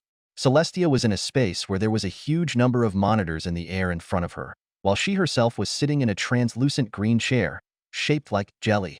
Celestia named the areas: Sector B, 3F, Corridor 3C, Sector C, 2F, Corridor 4A, Sector C, 4F, Corridor 8B, Guardian Recreation Area, Open Public Recreation Area. Celestia was lying in a chair and said that it was very strange. There were a lot of different locations. It could be a skill. Someone was a mutant. Information. Ipiko and Kim Seojun stood in front of 4 armed guards. Kim Seojun said that they needed to avoid a battle, and Ipiko confirmed that she used too much mana earlier. Kim Seojun looked at the guards with concern and asked what they should do now. Ipiko replied that first they need to make a hole in the wall, and then they can use the skill to escape. One of the guards looked at the prisoners with empty eyes and said that Doffel had cleared all the corridors. Ipiko and Kim Seojun looked questioningly at the guards. Kim Seojun asked what happened, to which Ipiko replied that it was her colleague who could monitor infected targets all day. The guard said that all the corridors leading to the exit had been cleared, that one of them was confusing information about the location of Kim Seojun, that they needed to be there in 2 minutes. Ipiko and Kim Seojun walked past the immobilized guards. One of the guards turned to Ipiko and said that this is what she asked for. The guard then handed Ipiko a sphere with gears. Kim Seojun asked in surprise what it was, and Ipiko replied that it was a magical device for evading the automa. Tick Fire of Gehenna. Ipiko handed the device into the hands of Kim Seojun, and he immediately hid it in his inventory. They went into a room that looked like a utility room. Ipiko said that what they needed was right above this place. Kim Seojun crawled through a hole in the ceiling and saw an airship whose wings looked like the balls of an airship. Ipiko said it was a hovercraft. Due to the sheer size of Gehenna and its location in the airspace, every building has such a vessel on the topmost floor for support. Kim Seojun and Ipiko stood on the platform where these ships were located. Ipiko said that this is the only way out of Gehenna. Naturally, other prisoners will not be able to get here. Kim Seojun was terribly scared, looked at the ship and couldn't believe that they would finally get out of there. Get out of this damn prison. Kim Seojun looked around worriedly, wondering what would happen to Natanya and why she left so suddenly. Suddenly, a hooded man appeared next to them and said that they were controlling the minds of the guards. Like a virus, it spreads and activates after a while, which is why reliable information was so difficult to obtain. Kim Seojun was confused and frightened by the appearance of a new guest. The hooded man picked up a dart shrouded in blue flames and said that he would destroy them, and he should suggest that the warden install a magical device for a mental barrier. Ipiko turned around and shouted and tried to warn Kim Seojun. The hooded man threw a dart at Kim Seojun, but he managed to save it when the dart was already a millimeter from his eye. The hooded man was startled. Kim Seojun took a stance opposite the hooded man, and Ipiko ran behind him. The hooded man said that he was the one with the storage skill. It's incredible that he was able to save even a projectile flying at him. Kim Seojun looked at his cheek worriedly. The bead of sweat on his face froze. The hooded man took out a new dart and, swinging it, said that he could freeze and kill anyone in his path. In a dark concrete room with cold gray walls stood a hooded man and an executioner. The hooded man turned to the executioner, whom he called by the name of Caleb, and he himself introduced himself as Isaac from the 2nd floor. Caleb was surprised to meet the person in charge of the lower floors and told him to continue. Isaac said that he heard that Caleb tortured this warrior. Caleb replied that such was the case. Isaac said that he read the report on Kim Seo-jun, and there is something strange there, that he killed Princess Netanya and the palace technicians in the blink of an eye, but it is very strange that no one remembers this moment. On the ground lay the corpse of the princess, her body destroyed to the shoulder blades. Moreover, according to Kim Seo-jun, there was someone else there. Caleb looked at Isaac and concentrated purple mana into his index finger. Caleb said that there is strong evidence that Kim Seo-jun is a criminal. These are traces of mana. Mana is an unforgeable fingerprint. Its color and length are different for everyone. In the building where the murder took place, the area was marked, the entire floor was stained with blood, and the building itself was filled with investigators. The traces of mana in the goddess's hourglass matched that of Kim Seo-jun. Caleb shrugged his shoulders and said that Kim Seo-jun is just a crazy killer talking all sorts of nonsense, because he wouldn't be assigned here if it wasn't so. Isaac said thoughtfully that he understood everything, and he was just an ordinary killer. Isaac continued to throw darts at Kim Seo-jun, who tensed his whole body and prepared to take the attacks. Raising his hand, he accepted the first dart, but did not notice that another one was flying at his leg. Kim Seo-jun closed his eyes in pain and fell to the ground. Ipiko ran up to him and asked how he was feeling. Kim Seo-jun gave off icy steam. Ipiko put her hand on his shoulder and said he was as cold as ice. The right side of Kim Seo-jun's face was frozen and his eye was bleeding. Isaac said that he could kill Kim Seo-jun without even touching her. At that moment, Isaac threw another fire dart directly at the prisoners. Ipiko held Kim Seo-jun and activated her skill, thanks to which all the darts changed their trajectory and went around Ipiko and Kim Seo-jun. Isaac was amazed at what was happening. A portal appeared behind Kim Seo-jun and Ipiko, which they entered and transported. Isaac asked himself bitterly if this was some kind of conspiracy of an empire or a kingdom, even though Gehenna was supposed to be neutral territory. Isaac collected the darts and marked them into the ice spheres, turned to one of the ships, swung the dart well, and threw it straight into the hull of the aircraft. Along the way, the dart became covered in fire and was surrounded by a sphere. Isaac said they couldn't leave anyway. Kim Seo-jun and Ipiko hid behind one of the walls. Do the kingdom and empire really want to free Kim Seo-jun? Because this is ridiculous and ridiculous. Ipiko approached Kim Seo-jun and said that she needed to save some mana just in case, so that she would not be able to use her skill more than expected. Kim Seo-jun was confused when he heard this. Ipiko looked at him and said that from now on they should travel without using mana, because in order to get to a certain place, she needs to be well rested. Ipiko cringed in pain and fatigue, saying that fighting the mobile group alone was not part of the plan. Kim Seo-jun peeked out from behind the building to scout the area. He didn't know whether Netanya had left him or fled, but now he had to fight in Ipiko's place. Whether he could win, Isaac swung the dart. Suddenly the hand of the infected appeared nearby. A crowd of guards controlled by Doffel attacked Isaac and pulled him to the ground. Isaac could not understand how this was happening, because the guards knocked him to the floor and tore out the dart. However, all the guards froze and Isaac exclaimed, "Do they really think they can win with sheer numbers?" One of the guards said that non-magical transportation was already charged and would begin now. Isaac swung the dart and said he wouldn't let it go. Ipiko and Kim Seo-jun hurried to run aboard while Isaac pushed the guards aside and launched the dart. Ipiko turned around in confusion, but Kim Seo-jun put his hand in front of her face and intercepted the dart. The guards pressed harder and harder on Isaac, but he raised his head and called out to the warrior, after which he said that he really thought it was so easy to escape and hoped that it was for his own good, because whoever it was, a kingdom or an empire, they just want to use him, no matter which side he chooses. Kim Seo-jun's eyes flashed with fear, and Isaac continued, saying that his future would be hell. Kim Seo-jun bared his teeth and shouted that he didn't care and just wanted to get out of there because they were torturing people. Ipiko tried to call out to Kim Seo-jun, but he only got more wound up and shouted with pain in his eyes that this world would be a better place if it weren't for something like this. Isaac asked with a grin how Kim Seo-jun could say such a thing, considering that he himself killed Princess Netanya. Kim Seo-jun screamed in despair that he didn't kill her. When he started talking about Netanya, Ipiko interrupted him and said that Isaac was just stalling for time, that he needed to be calm and get out of there. Kim Seo-jun frowned and stepped aboard. Ipiko stood at the control panel and said she thought Kim Seo-jun felt like he was being treated unfairly. She moved levers and activated buttons, at the same time telling that she was here on assignment and could not say much, but would like to warn that in the place they were going to, one should not rely on such things. She didn't know how comfortable the earth was, but she advised keeping your mind clear, always remaining calm and collected. It is better to kill than to be killed. Using skills and magic in battle is the basis. One of the guards opened the gate for them by pressing a lever, The engines started working and the ship began to rise. Kim Seo-jun listened to Apiko with interest. She said that all this escape, so much effort, only for him to be killed. Like the key, Apiko stood at the helm, light leaking through the opening gate and illuminating her. Apiko said it hurt her to watch it. One of the guards crawled up and told Apiko to go. The operation was a success. Isaac took the guard's hands and, apologizing, split their frozen bodies into pieces. Kim Seo-jun was shocked by this sight. Isaac released his ice mana and rushed towards the ship. Kim Seo-jun and Apiko tried to collect their thoughts and decide what to do. Here Apiko said that she did not want to use the overload here, but the very next second, she activated the skill overload. Her body was frozen with golden fire, and there were purple lightning all around. Even Apiko's eyes had golden lightning. Isaac was very surprised that the ship suddenly moved.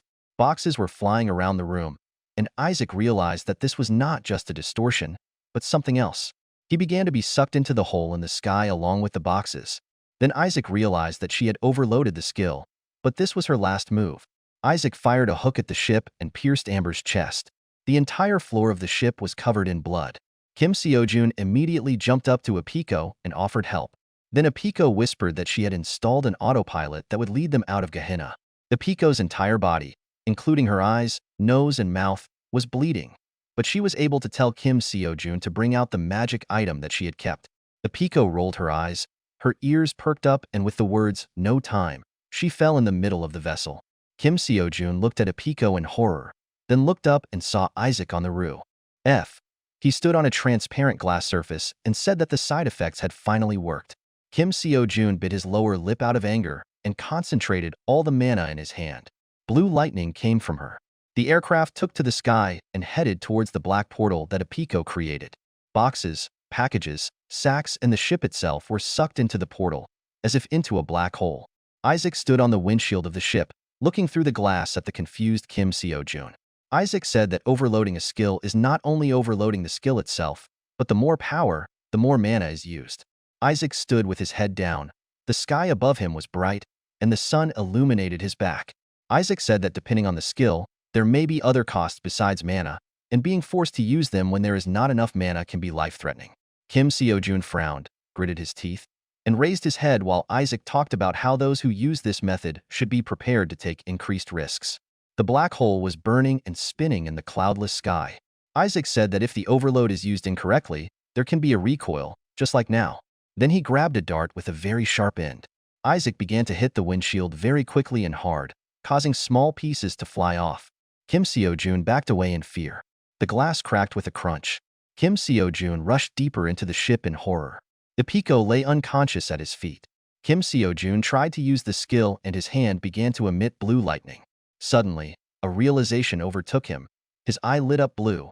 But Kim Seo-jun himself fell into a stupor, saying that the accumulation skill did not work. Apiko lay on the ground, her lips and eyes smeared with blood.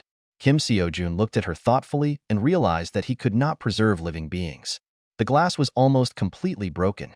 Kim Seo-jun looked up sullenly and collectedly and decided that due to such a limitation on his skill, he had no choice.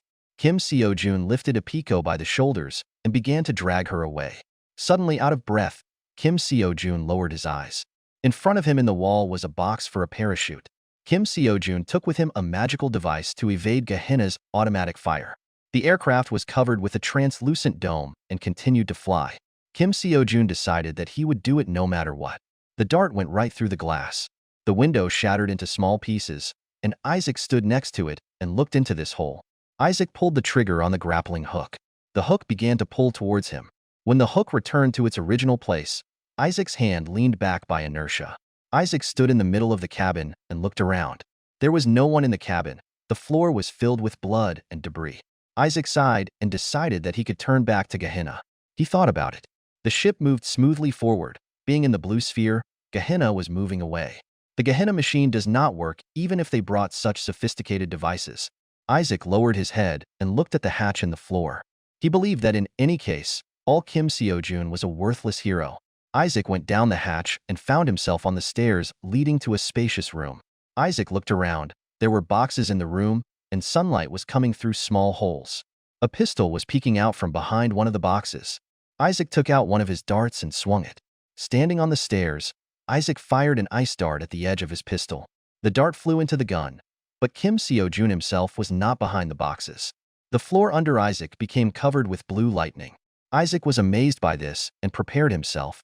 Suddenly, a blue pillar emitting lightning appeared right under his feet, and Isaac flew down the stairs.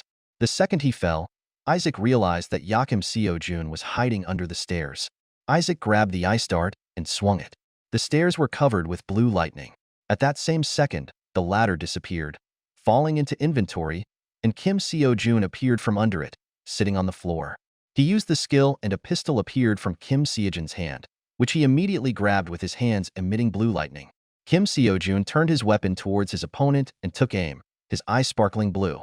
Isaac was still flying from the disappeared stairs when Kim Seo-jun raised his weapon and began shooting. Isaac tried to use one of the darts. Kim Seo-jun was able to shoot the dart mid-flight, and a small ice explosion occurred between Isaac and him. Isaac collapsed face first on the floor. The dart was in a small ice sphere. Kim Seo-jun looked at his opponent in horror. One of his eyes was blue. Isaac bowed his head and stood wearily, pressing his hand to the gunshot wound on his shoulder. There was also a bullet hole in his wrist, and his clothes were stained with blood. Kim Seo-jun stood opposite. Isaac thought that even when Kim Seo-jun shot so close, he only hit twice. Isaac clenched his hand into a fist, streams of blood running down his sleeves. Isaac, pressing his hand to his shoulder, raised his head and said that he underestimated Kim Seo-jun because he thought that he could just hide and pull things out. Scenes of fighting appeared in his mind, and Isaac began to think that Kim Seo-jun was fighting better than he expected, and he was being made a fool. Kim Seo-jun took a step forward. Isaac rushed to the side with lightning speed, while Kim Seo-jun stood opposite and watched. Then Kim Seo-jun raised his weapon and frowned. Isaac raised his hand. In one motion, he knocked down the boxes of provisions. The packages flew to the ground and began to interact with the ice cover on the floor. Kim Seo-jun fired a huge number of shots, but only hit the air. The grappling hook flew into the air. Isaac directed it and extended the hand in which he held the hook. The hook caught on the crossbars under the ceiling, and Isaac was able to fly up on it. At this time, Kim Seo-jun continued to shoot, but only hit the wall and wooden beam. Kim Seo-jun jumped, hatred in his eyes, and a weapon in his hands, which he continued to shoot. The hook was tied to a crossbar near the ceiling. Isaac held on to it, hung, ran along the wall and flew into one of the doors. Kim Seo-jun looked at the weapon, tried to catch his breath and asked in bewilderment if shooting was always so difficult. Frightened, Kim Seo-jun pressed himself against the wall near the door to the room where Isaac was. Isaac told Kim Seo-jun to throw away the gun and go into the dark room. Isaac stood in the room, leaning his elbow on the mechanism. At his feet lay the wounded, unconscious Apiko. Isaac told Kim Seo-jun to stop and suggested they talk. Apiko lay with her eyes closed, leaning against the wall, her face covered in blood. Kim Seo-jun looked at her with concern. Isaac said that he guessed where Comrade Kim Seo-jun was hiding, because there is nowhere to hide in such a small place in a couple of seconds except here. Kim Seo-jun stood in the doorway with his weapon raised and pointed at Isaac. Isaac told Kim Seo-jun to throw the cannon away from the engine room and entered, but if Kim Seo-jun did something wrong, he would be killed immediately. Kim Seo-jun grinned and asked again. Isaac continued to stand calmly and calmly said that if it weren't for this woman, it would have been more difficult, because isn't she the only one who knows the whole plan? Kim Seo-jun asked irritably, so what? Isaac proposed that he delay the execution date as long as possible. Isaac stood gloomily in a dark room and said that Apiko's information is very important and will help Gehenna, and if Kim Seo-jun is lucky, he will be able to avoid execution. Blood flowed down Isaac's legs, and he said that Kim Seo-jun's plan had already failed. Kim Seo-jun fixed his gaze on his opponent, and Isaac asked if he really disagreed. Kim Seo-jun held back a chuckle. The cannon flew to the ground and hit the floor loudly. Kim Seo-jun frowned and raised his hands. Isaac extended his hand contentedly and said that he himself wanted to end everything as peacefully as possible. Kim Seo-jun continued to stand while Isaac asked him to raise his hands and slowly kneel down. Kim Seo-jun stood with his hands raised, the sun shining on his back. Isaac said that if he did anything, the deal was off and he should surrender peacefully. Kim Seo-jun turned his head slightly. Kim Seo-jun began to give up a little, saying that he had no intention of doing anything with this world. He lowered his hands and head in resignation. His eye began to glow blue. Kim Seo-jun said that all he wants is to return to his world. Blue lightning flashed in the air. Kim Seo-jun pressed his hand to the ground. Blue lightning filled the room. Isaac raised his hands up and pulled back. Isaac staggered back in shock. Kim Seo-joon soared into the air, his hand emitted lightning, and the part of the ship that was under his hand fell into his inventory. Isaac exclaimed in shock, asking what Kim Seo-joon was doing. The ship began to smoke and began to fall. Kim Seo-joon asked with a grin. Kim Seo-joon frowned and smiled defiantly, saying that he was ending the negotiations. The ship continued to fall. Due to the pressure and wind, Kim Seo-joon and Isaac floated in the air opposite each other. Isaac wondered if Kim Seo-joon had chosen to just give up and die, but came to the conclusion that he definitely didn't. Kim Seo-joon was collected and sullen, his eye glowing blue. Isaac realized that Kim Seo-joon was just playing around and put his life on the line, bet everything on the slightest chance of survival. Isaac channeled his mana into his leg, thinking that he too had a chance to get out.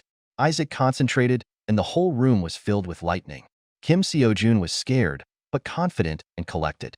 Isaac pushed off the floor with such force that it cracked. Kim Seo-joon tried to follow this, and Isaac rushed past him to the edge of the room. Kim Seo-joon looked at what was happening in horror and tried to defend himself by activating his skill and pointing his hand forward. Isaac turned his head and found him. Kim Seo-joon pulled back and hid his head behind his forearms, but Isaac hit him with great force. Kim Seo-joon was thrown back and thrown into the wall. Isaac stood up and thought about the fact that although he had not yet used a mana burst, he could change gravity, and if it came to that, then he needed to use a mana burst. Isaac stood on the wall and thought that the only sure way for Kim Seo-joon was to use a parachute from the cockpit to escape with his comrade. The engines were still running. Isaac thought that even though they were slowing down thanks to gravity and auxiliary engines, there was a minute left before they crashed into the ground. Isaac wondered about the impact of the minimum altitude for using a parachute. His train of thought was interrupted by the fact that one of the blocks in the wall turned blue and emitted lightning. At that second, the block disappeared and Kim Seo-joon appeared from the hole in the wall. Isaac was amazed that Kim Seo-joon went all the way. Kim Seo-joon took a step out of the hole in the wall and looked at Isaac, who was still on the opposite wall. Kim Seo-joon frowned and rushed forward. Isaac tensed and became completely covered in turquoise lightning. Kim Seo-joon activated the skill so sharply that the hair on his head fluttered. An inventory cabinet appeared right next to Isaac and knocked him off the wall, causing him to fall down. Kim Seo-joon was scared and tried to act as quickly as possible. Isaac waved his hand, trying to reach Kim Seo-joon, but they both flew down. Isaac grabbed one of the ice darts and took aim. Kim Seo-joon was confused for a second and tried to activate the skill. A block appeared in front of him, blocking the dart, but Kim Seo-joon realized that the battle was going too fast. Isaac looked at this and thoughts arose in his head that, as expected, Kim Seo-joon did not grab the dart itself, but chose an object to block it. Isaac filled the dart with mana and energy and concentrated so hard that he was bathed in turquoise light. Isaac hit the slab and broke it into small pieces, shocking Kim Seo-joon. Kim Seo-joon looked at this in horror and recoiled. Isaac took a powerful step forward that sent cracks across the floor. Isaac then punched Kim Seo-joon in the face. Kim Seo-joon tried to push him away, but missed and they were hit by lightning. The fist crushed Kim Seo-joon's face, and he flew back. Isaac bent over by inertia, and Kim Seo-joon crashed into boxes and packages with his back. Isaac touched his shoulder. He realized that he could not hit so hard with a wound in his hand. Kim Seo-joon lay with a broken face and unconscious. His clothes and face were smeared with blood. Up close, it looked completely lifeless, and its eyes were rolled up. Thoughts flew through Kim Seo-joon's head that he would like to use a burst of mana, but he could not do anything about it, because he needed to face reality and do what he could. Isaac swung the dart and said he would finish Kim Seo-joon out of his reach. There was a clear threat in Isaac's voice, saying that Kim Seo-joon would eventually let his guard down. Isaac fired a dart at Kim Seo-joon, who lay bleeding and unconscious in a mountain of crumpled boxes. Kim Seo-joon was terrified. The thought flashed through his head that there was only one way out. Memories of how he blocked Isaac's skill using his own surfaced in Kim Seo-joon's head. He remembered how he was able to take the executioner's skill during torture. Blue lightning appeared in the air. He already had an answer. Beaten and bloodied, Kim Seo-joon concentrated mana into his finger and a small, glowing crystal of energy appeared on it. An idea appeared in his head that since he was able to save the skill, he could return it back. A blue explosion similar to a star occurred in the air. Isaac froze, his body was covered with frost, and the skill that Kim Seo-joon released hit him in the very chest. At that same second, the dart hit the wall right next to Kim Seo-joon. Isaac was covered in blood, and was amazed that his own dart had landed at him. Kim Seo-jun collapsed to the floor. Half of his face was frozen and his nose was bleeding, but all he could think about was that he had done it. The whole room was covered in blood. Kim Seo-jun rose to his feet and leaned his hand on the wall. Isaac's body lay opposite. In any case, he won. On his own. Kim Seo-jun turned around. Ipiko stood next to him. There were only light traces of dried blood on her face. Makar ran up to Kim Seo-jun with the words that she had already set up the parachute and apologized for what would most likely be ballast. Kim Seo-jun looked at her and said that everything was fine and they just needed to get out of there. A small burning spot appeared next to Kim Seo-jun's face. He said he would break through the wall. Feelings of determination. Kim Seo-jun turned around with concern. At that moment, he deliberately ignored a couple of circumstances. Why Natanya is only in an ethereal state. Natanya stands and calmly looks forward with a slight smile on her face, her hair flowing. Why Natanya disappeared in the middle of the escape. Behind Natanya's back are 4 brightly burning blue eyes. He can make excuses for being busy and escaping from prison. A mask appeared with 4 blue eyes glowing on it. Kim Seo-jun can come up with excuses, but in any case the outcome does not change. The eye burned with a bright blue flame and exuded a dark, frightening aura. A beam of black-blue energy pierced Ipiko's body. Kim Seo-jun screamed in fear and looked towards the source of the beam. This is the result of his choice. Natanya stood in a black room and, turning to a certain person, said that the hero really defeated the mobile group and everything was as he said. Natanya looked at her interlocutor seriously and, calling him Shial, asked if it was time to move on. Shial sat on the floor with his hand on one knee and looked at Natanya. He wore black armor, a cloak, and a black mask with 4 blue eyes. A beam of mana pierced the rib of the perplexed Ipiko. Kim Seo-jun looked at what was happening in horror. Kim Seo-jun's eyes expressed complete fear. Natanya grinned and said that's not how it works. Natanya looked at Kim Seo-jun and smiled. Shial stood behind her, his finger extended, from which a beam of mana emanated. Natanya asked if Kim Seo-jun wasn't taught as a child not to go with strangers. Kim Seo-jun blew himself up and, with the help of his skill, saved his shirt. Kim Seo-jun then leaned over Ipiko and took out a shirt from his inventory. There was a wound on Ipiko's stomach from which blood was flowing. Kim Seo-jun stuck his shirt into Ipiko's wound to stop the bleeding. Natanya looked at him indifferently and told him to just keep her clothes without taking them off, because she herself immediately took off hers so as not to bleed. Natanya's eyes were completely empty. She said that she was starting to get used to her storage skill. Shial looked at what was happening and said that was all. Shial looked down at Kim Seo-jun and blew steam out of the holes in his mask, saying that Kim Seo-jun's skill was terribly limited. Kim Seo-jun activated his skill and pointed his hand towards his opponent. Shial looked at him and said that he was pathetic. Shial attacked Kim Seo-jun and slammed his face into the ground. Shial was right above Kim Seo-jun's crushed face and asked if the storage skill was really all he had. Kim Seo-jun was amazed by this, and his eyes were filled with horror and misunderstanding. The question flashed through his head about what was happening, because he did not see a single movement. Natanya looked up at her partner with concern and said that it was getting dangerous. Shial raised his hand, saying that he had completely forgotten about the fact that they almost crashed. Shial grabbed Kim Seo-jun, who was writhing in pain, by the neck, raised his hand and activated the skill. Kim Seo-jun was amazed, and Shial asked if he had saved the Bicom fuel. Shial continued to hold Kim Seo-jun by the neck as they approached the engine, which they managed to start. The engine burned blue and emitted dark lightning. Kim Seo-jun was shocked that Shial could also use the storage skill. Literally a couple of meters from the water, the ship stopped its fall and took off. It happened so quickly that the shock knocked Kim Seo-jun off his feet. Kim Seo-jun flew backwards into the wall. Kim Seo-jun started to sweat and tried to come to his senses. His head was spinning, and he felt like he was going to vomit.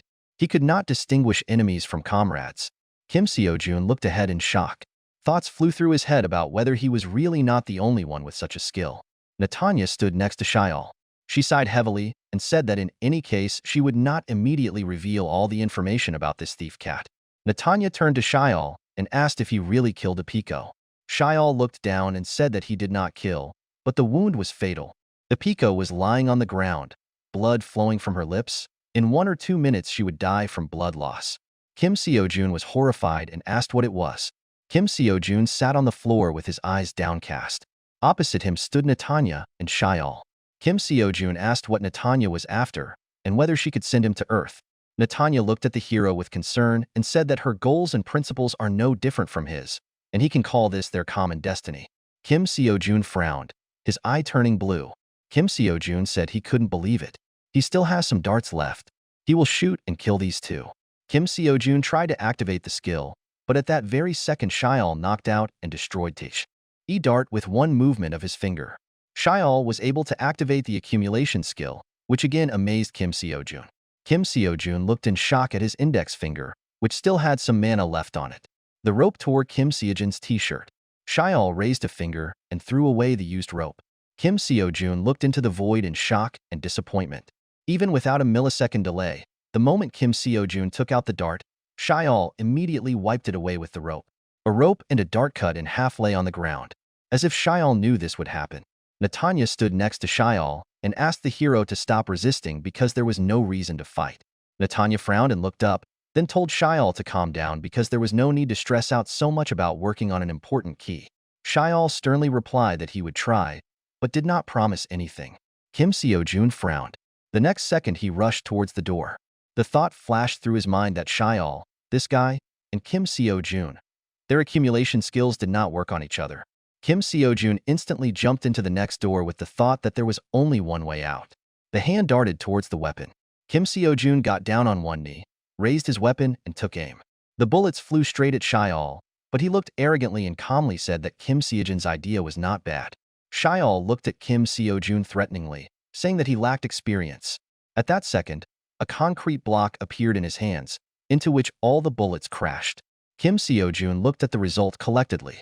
Thoughts arose in his head that this was a success, because Shial's field of vision was limited. Kim Seo-jun took aim again and got ready.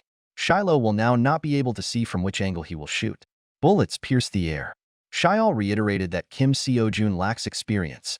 The second the shot reached the plate, the cannon in Kim Seo-jun's hands exploded. Kim Seo-jun screamed in pain as gun fragments pierced his shoulder, face, and arms. Shial let go of the slab, which fell to the floor. He said that the engine on the mana cannon exploded. Its pieces definitely bring pain. Shial looked menacingly, his eyes glowing. Shial stood confidently in the middle of the room. Kim Seo-jun was kneeling opposite, his body bleeding. Shial said that now Kim Seo-jun probably noticed that he has several skills. Kim Seo-jun looked into the distance without strength. His head was filled with thoughts that this man is not from Gehenna. Netanya sees. That means he is also from Earth. Shial stood in the middle of the room. If he is the same hero, how much time has passed? Netanya looked at Kim Seo-jun and said that Shial's skill was copying, and he had already copied the accumulation skill. The floor was covered with drops of blood flowing from Kim Seo-jun's wounds.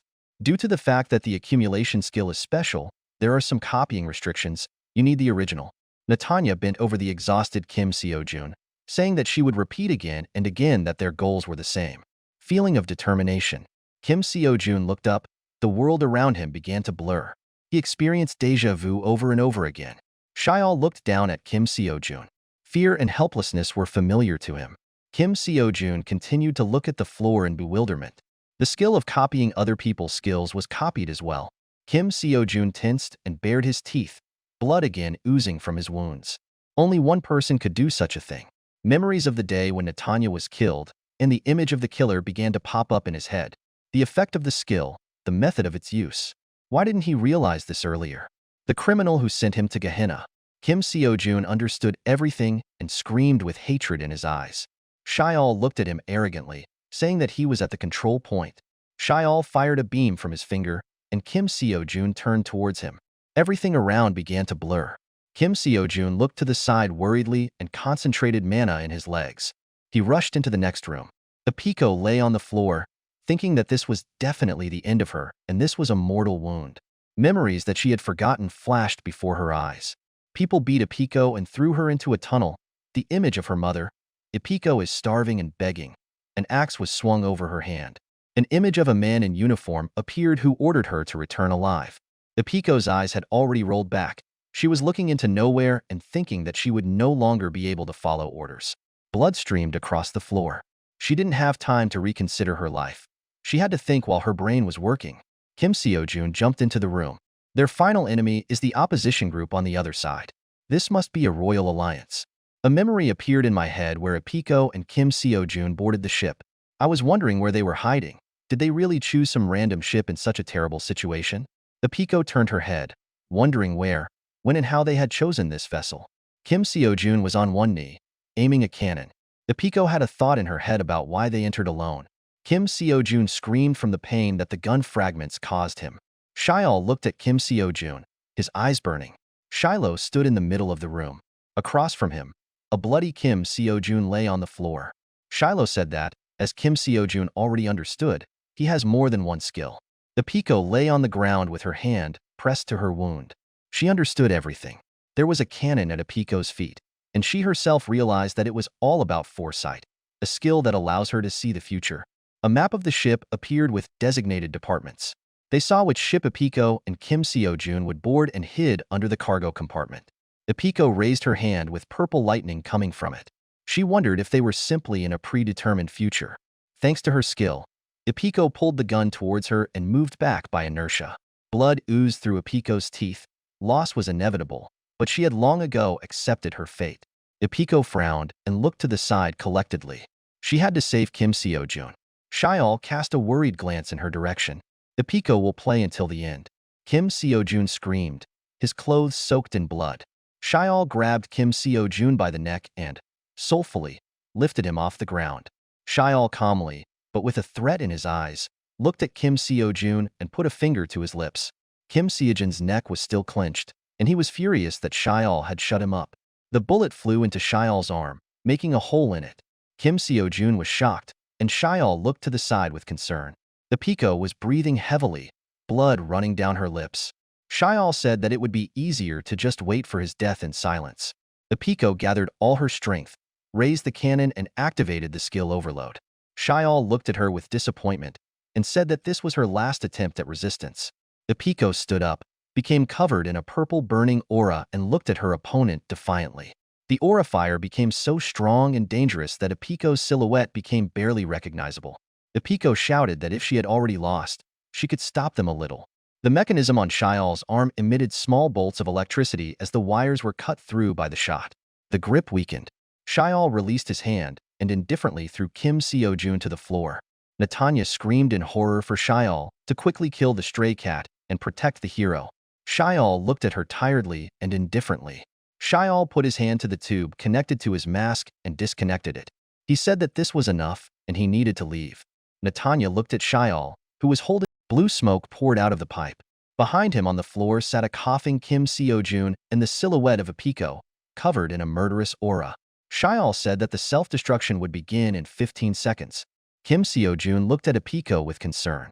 Shiol brought a pipe with smoke and said that there were 6 minutes left before teleportation became impossible and she would be stuck in it. Shiol leaned over Netanya, and she raised her face and sighed blue smoke, asking if Shiol had caused the skill to overload. Pink lightning appeared in the air. The space around Netanya and Shiol began to distort, and they themselves gradually disappeared. Netanya promised to see the hero next time. In the next second, the space shrank and became a small spark in which Netanya and Shiol disappeared. Purple mana swirled in the air, creating a vortex. Apiko always wanted to see the hero. She admired him since childhood. The call became indistinct and my vision blurred. Kim Seo-jun punched the purple dome that contained Apiko. The only one who can save this rotten world is him, a true hero. Kim Seo-jun shouted to Apiko to stop and complete the overload. Apiko turned around, uttering a request that Kim Seo-jun save the world. Kim Seo-jun was amazed, and the dome with Apiko began to expand and burn brighter. Apiko repeated her request and lowered her head. An overwhelming light filled the room, and Kim Seo-jun squinted. At that second, purple lightning filled the entire space. The funnel expanded and swirled air and clouds within itself. In the center of the vortex was a purple dark core of mana, from which a beam emanated into the sky. The warden looked ahead sternly.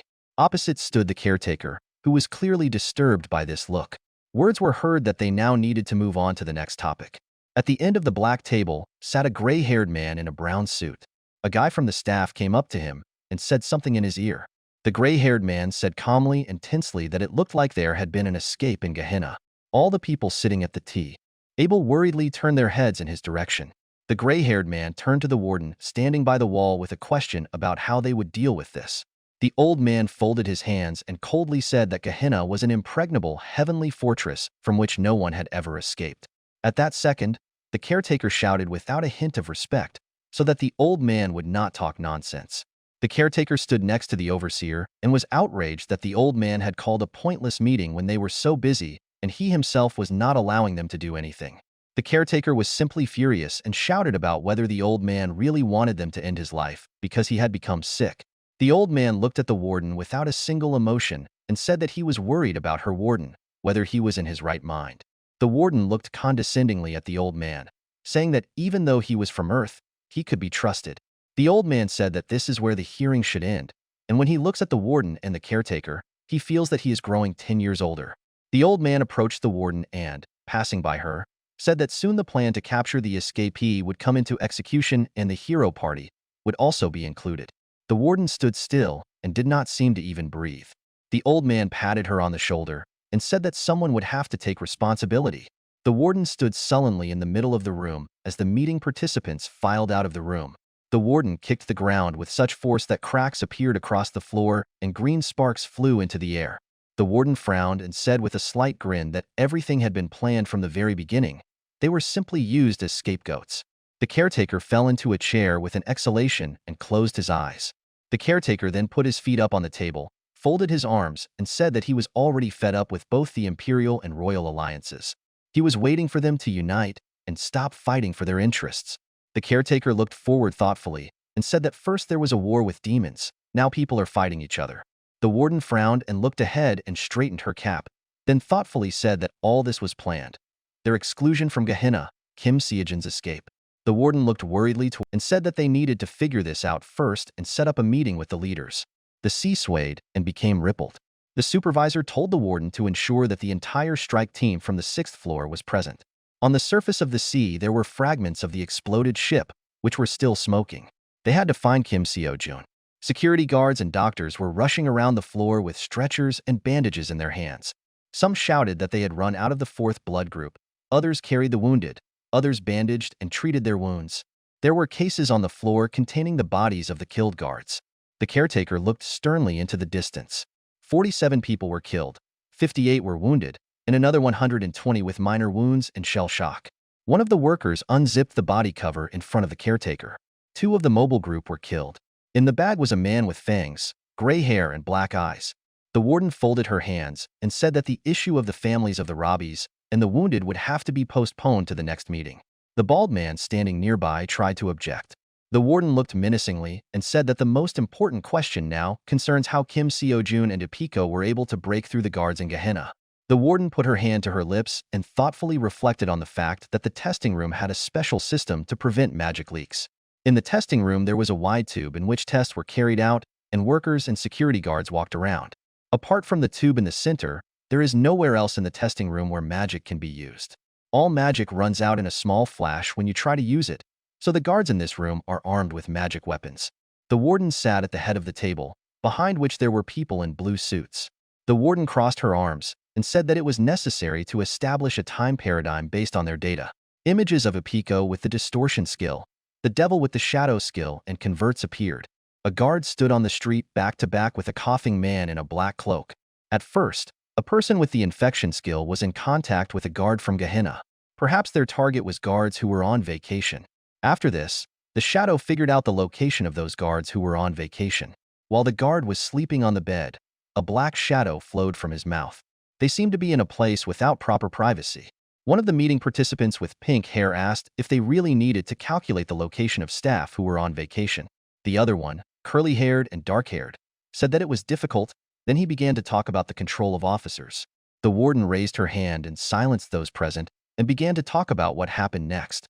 After this, they returned to Gehenna. One of the guards stood inside what looked like a scanner with cameras in a frame.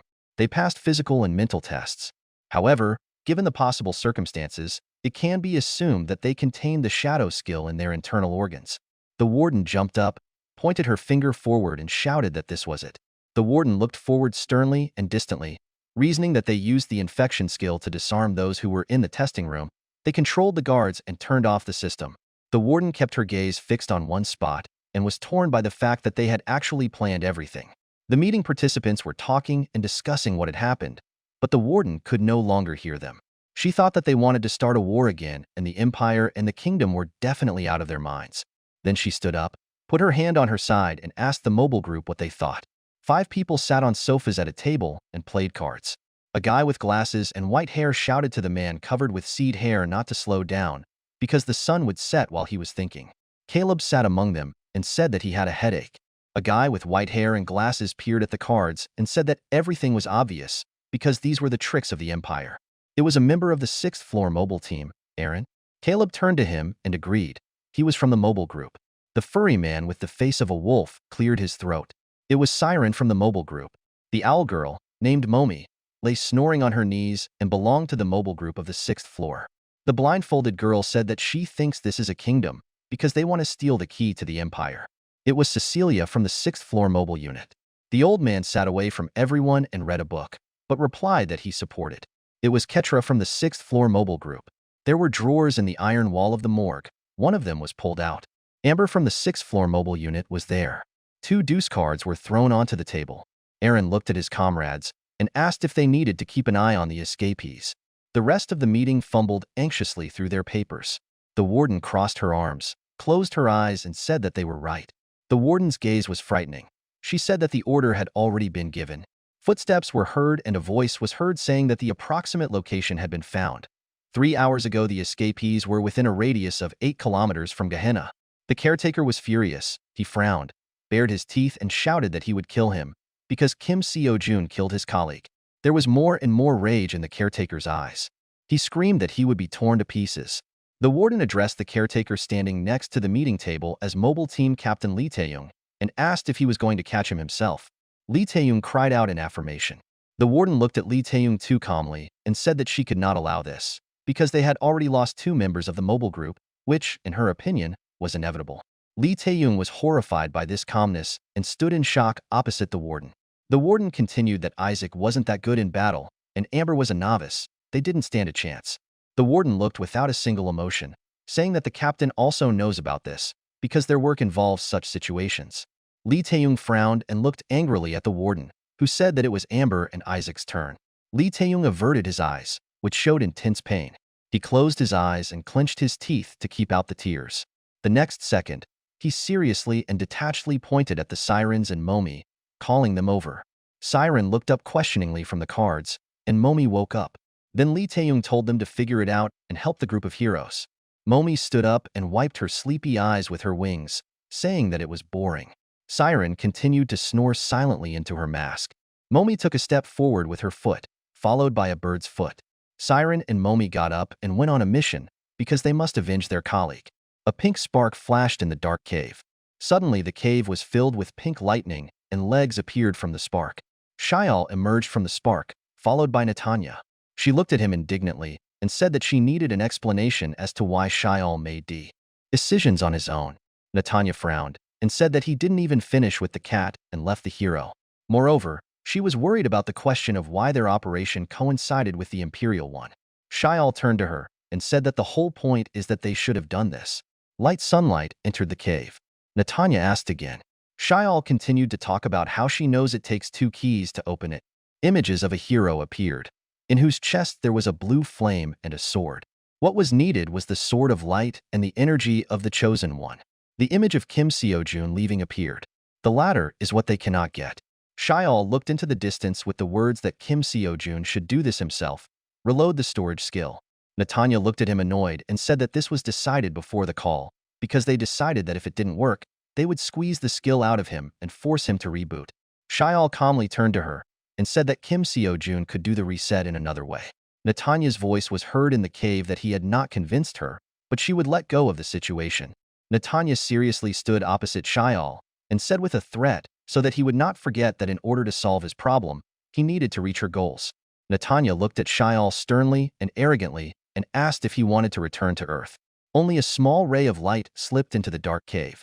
Shial remained with his back to the indignant Netanya and calmly said that she was opening the wound and she shouldn't be so sensitive because Kim Seo-jun was safe and sound.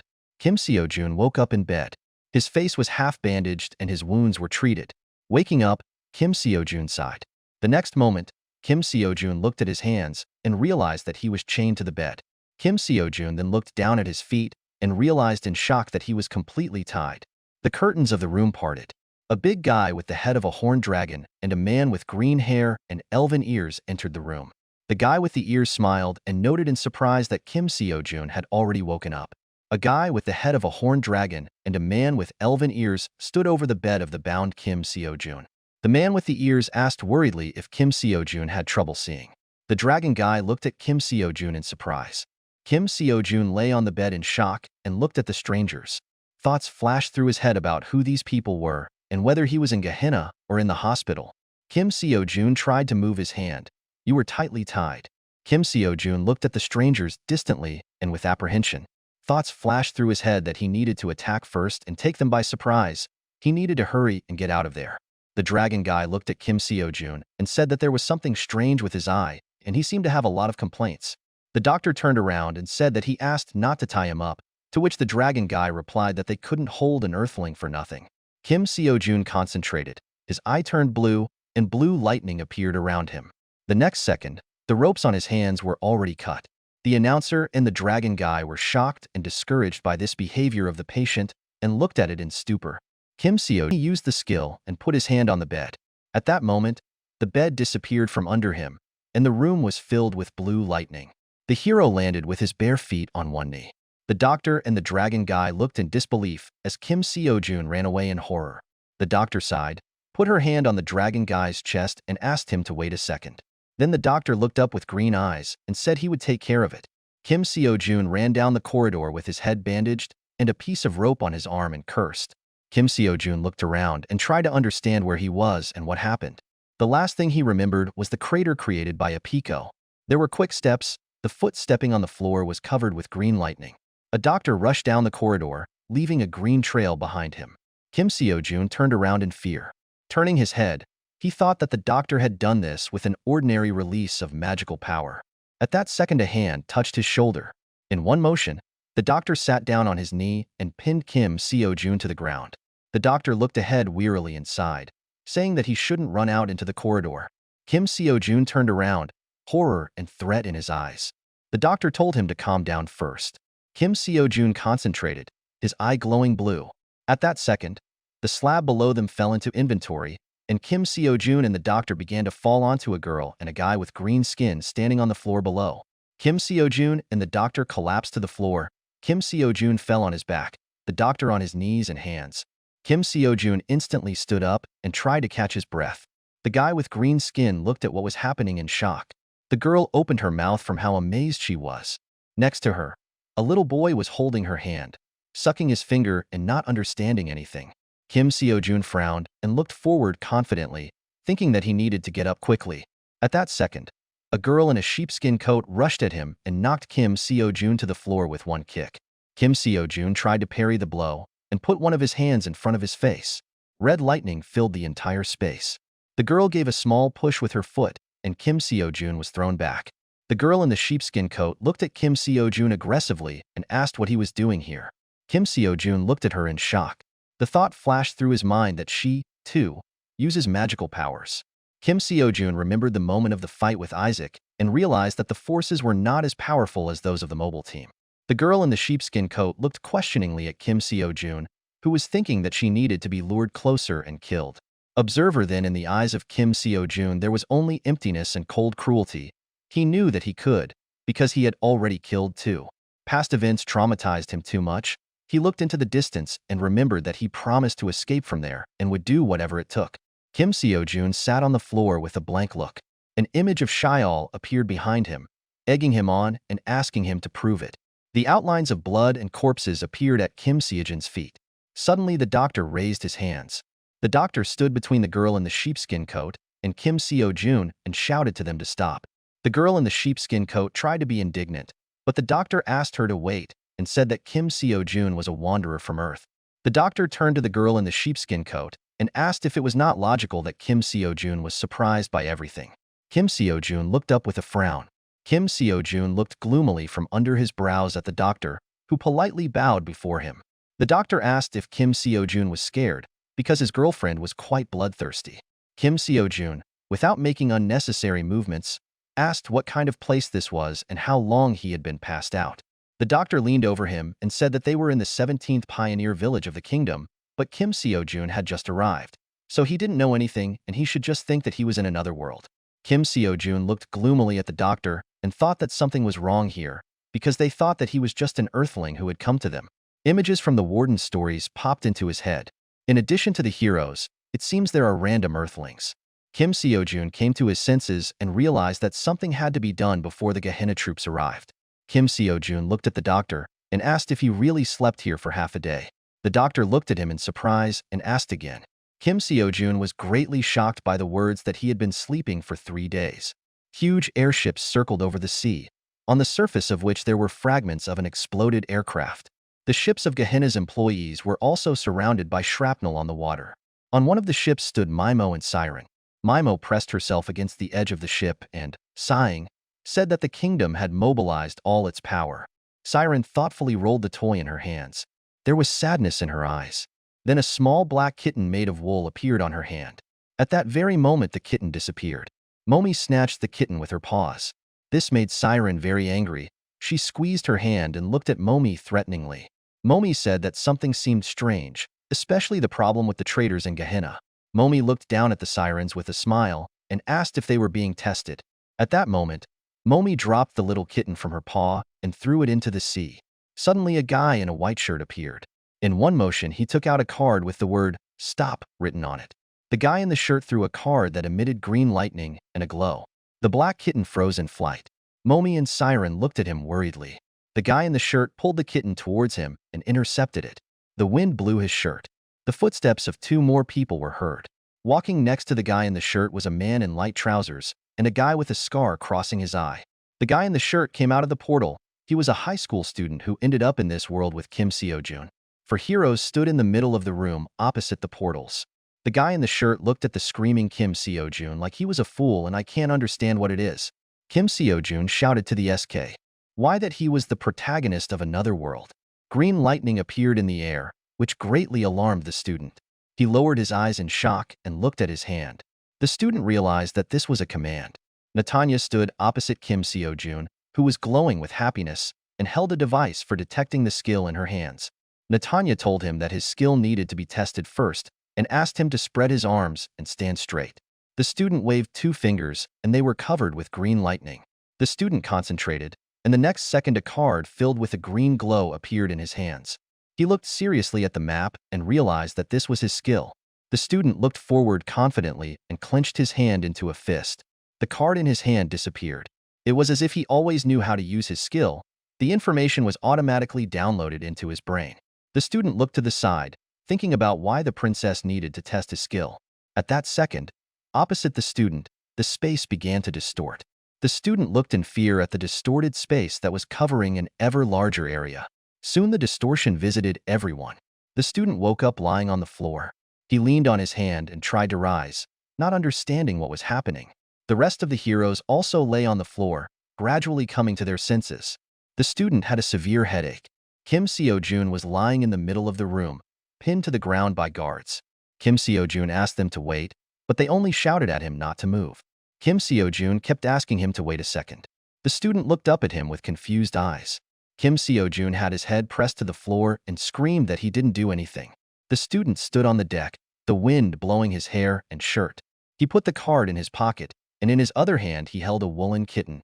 The ships pressed against each other. A student stood on one of them. The student stood opposite Momi and the Sirens, who were on another ship, and said that he was still not used to it. The student looked arrogantly at the Sirens and said that he came because he was told that they were his partners, but all he saw was some kind of mongrel. Siren looked at him sternly. A man with a haircut stood behind the student and said that he should have some manners, because he was seeing these people for the first time. The student asked with a grin. The student threw the little kitten, which greatly worried Momi. He said that they were asking him for something.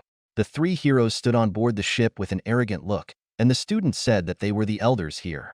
Momi growled angrily and reached for the kitten, which fell onto the deck. Siren was ahead of her and understood the kitten first. Siren was on one knee, picking up the kitten, when she looked up and locked eyes with her student. The student looked down at her and asked why he had to be polite.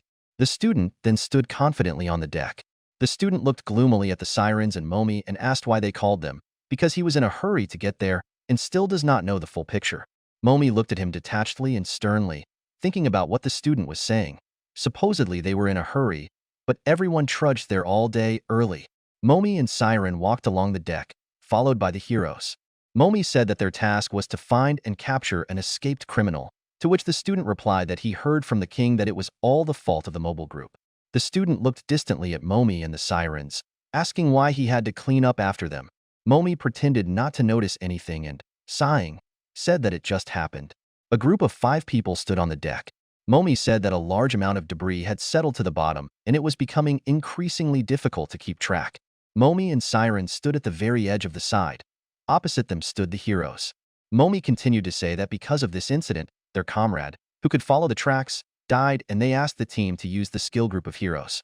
The student turned menacingly at his partners and told them to try. The guy with the scar jumped from the deck and gently touched the water with just his fingertips. A bald man held him from behind by a rope. Lightning coming from the hands of the guy with the scar touched the water and sparkled. The light from the lightning illuminated the face of the guy with the scar, and he said that he had read it. The guy with the scar was already standing on the deck. He turned to the bald man and said that now, using the memory reading skill and his skill, they visualized the past, which the mobile group should also look at. The guy with the scar grabbed the bald man's shoulder as he started to visualize, looking up at the sky. The image of a ship crashing right above them appeared before the heroes.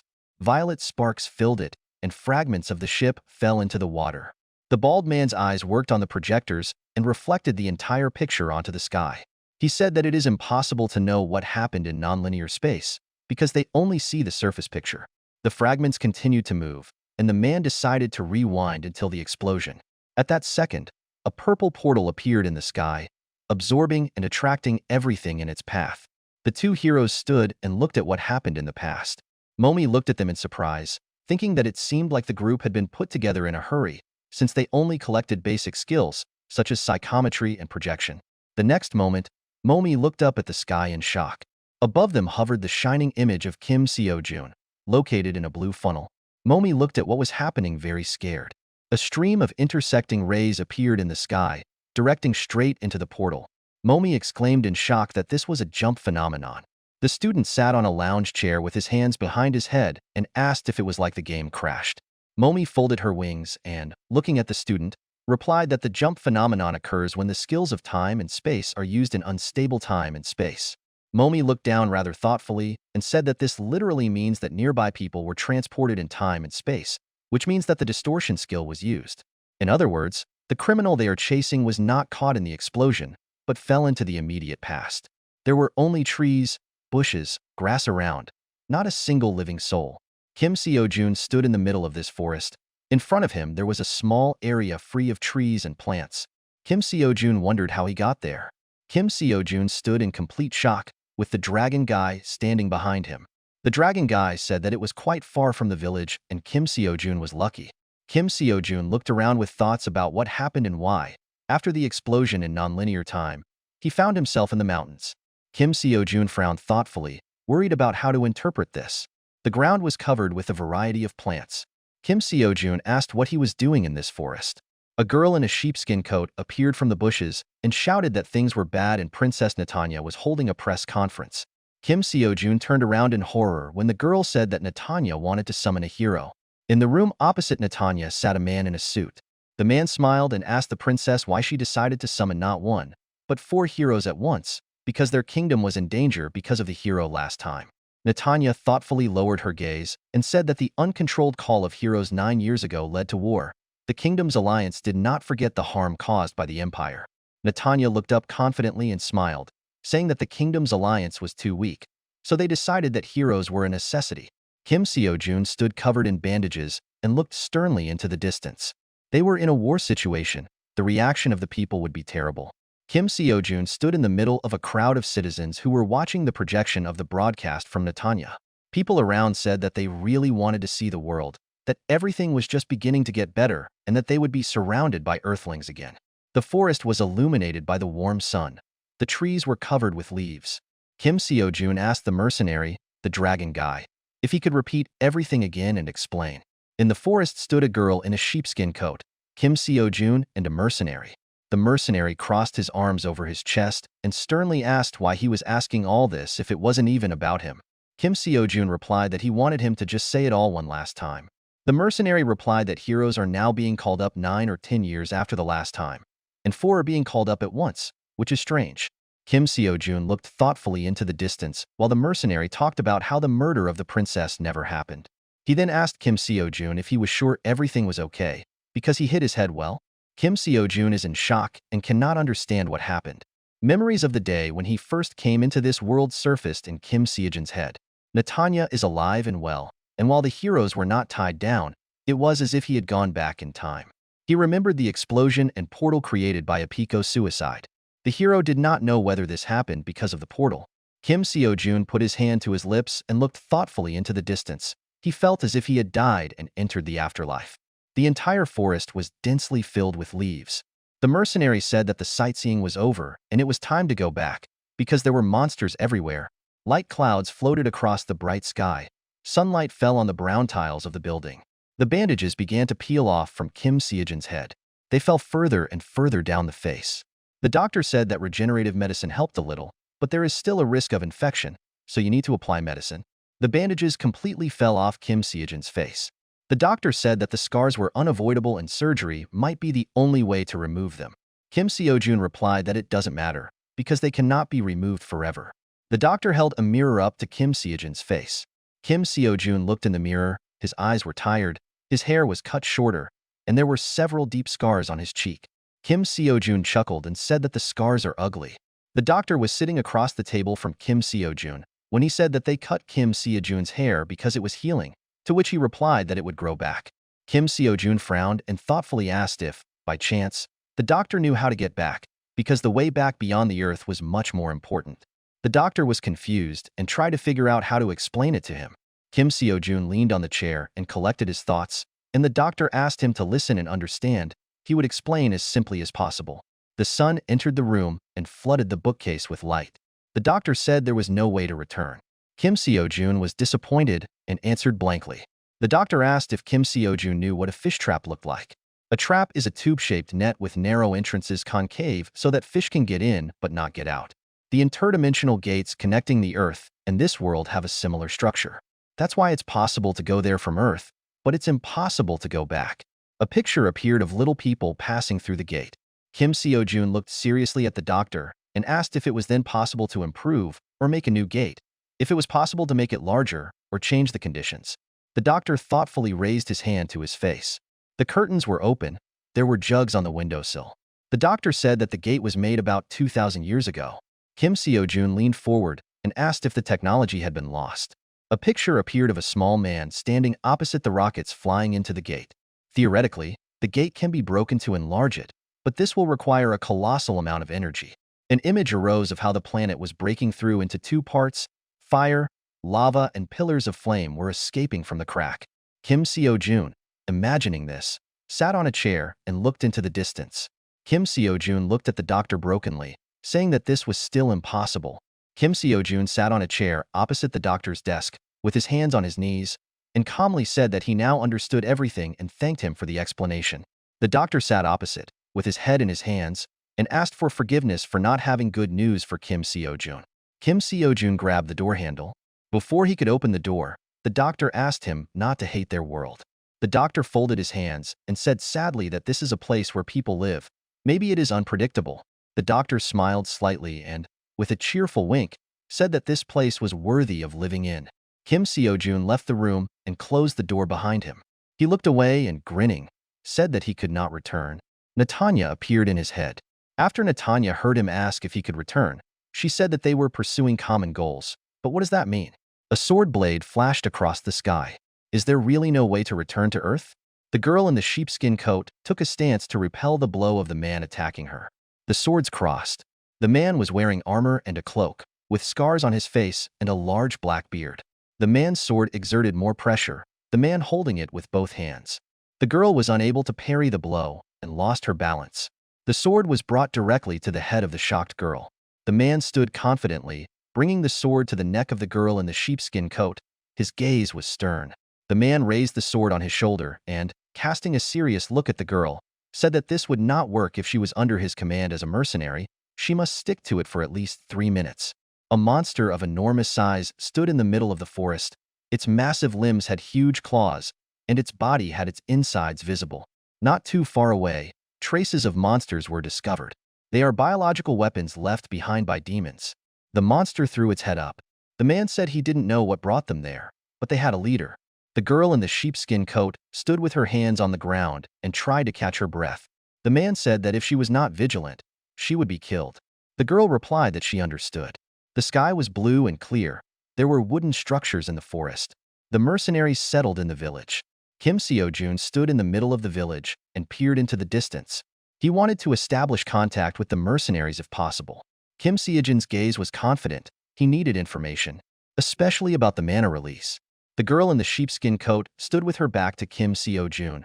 Behind her there was a fire and many barrels. Kim Seo-jun needed to find a way to become stronger. Kim Seo-jun looked thoughtfully at the girl and thought that he felt like he was trying to increase friendship points in an NPC game, and he was the worst at this. Night fell and darkness fell over the village.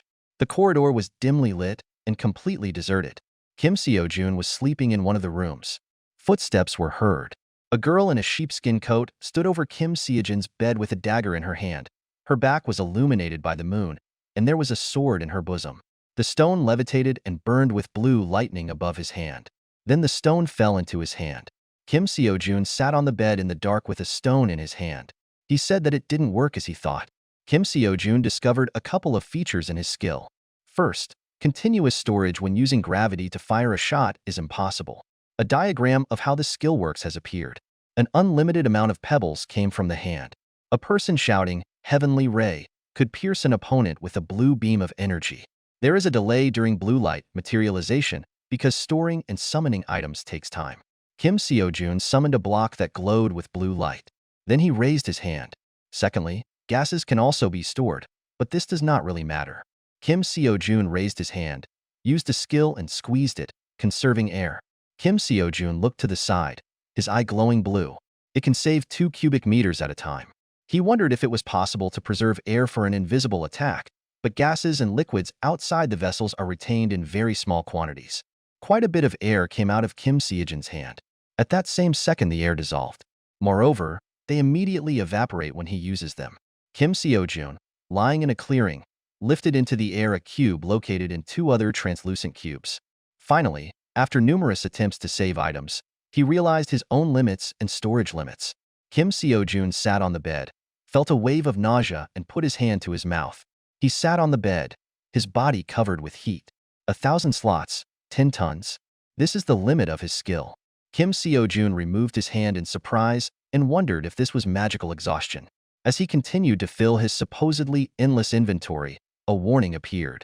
The warning was a black system window with a white checkered pattern. It had the words "Caution" and "Energy Low" on it. His storage skill is strange. It looked too artificial for the world of stats or levels. There had to be a reason for this. Kim Seo-jun got out of bed thinking that he was very dizzy. At that moment, he turned his head sharply and worriedly. A man jumped into the window. It was a girl in a sheepskin coat who climbed through the window with a dagger in her hands. The girl stood in front of Kim Seo-jun's bed. She stood silently and looked at him. Kim Seo-jun lay motionless with his eyes closed. The next second he opened his eyes and used the skill. His hand lit up with blue lightning. Lightning filled the entire space, and the girl in the sheepskin coat recoiled in shock. Her eyes filled with fear. An executioner appeared in front of her with an axe in his hand. He rushed at the girl and raised an axe over her, shouting that she must confess to her crime. The girl darted to the side. The girl in the sheepskin coat dodged in horror and, screaming, asked who was there. In one motion, she delivered a dissecting blow to the guard and cut him in 2. The girl was shocked to realize that it was just an illusion. At that second, Kim Seo-jun appeared next to her, the catcher raising his fist. The girl in the sheepskin coat pulled back. She only managed to glance quickly at Kim Seo-jun. The next second he punched the girl in the face. The girl in the sheepskin coat stepped back with an exhalation and closed her eyes. Then she looked up wearily. Kim Seo-jun stood opposite her and directed his hand, in which energy was concentrated. Kim Seo-jun looked at the girl in the sheepskin coat and told her to stop. Kim Seo-jun's gaze was completely blank. He said that they would end here, and asked why she wanted to kill him. Kim Seo-jun was tired. He was sweating heavily and trying to catch his breath. Thoughts flashed through Kim Seo-jun's head that after using the skill of the special team stored in the torture chamber, he had almost no magic left. It would barely be enough for 2 times.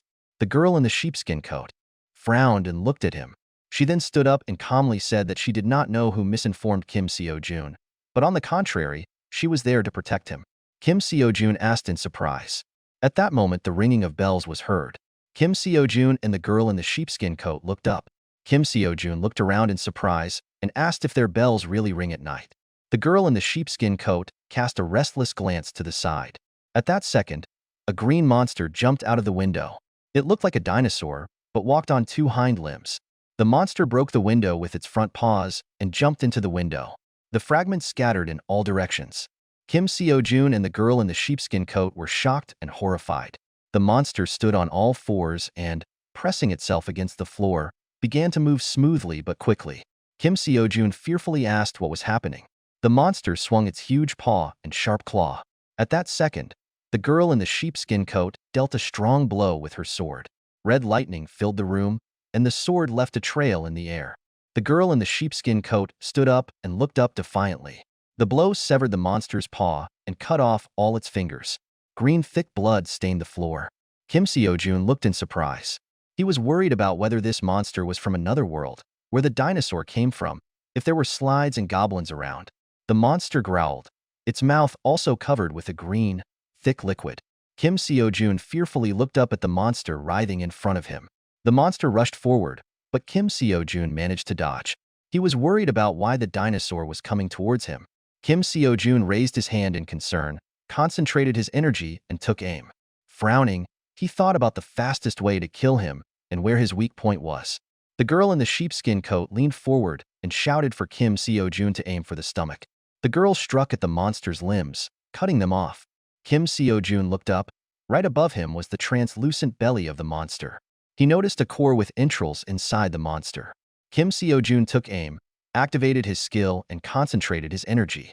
At that second, a block appeared in the monster's stomach, which tore his organs into pieces.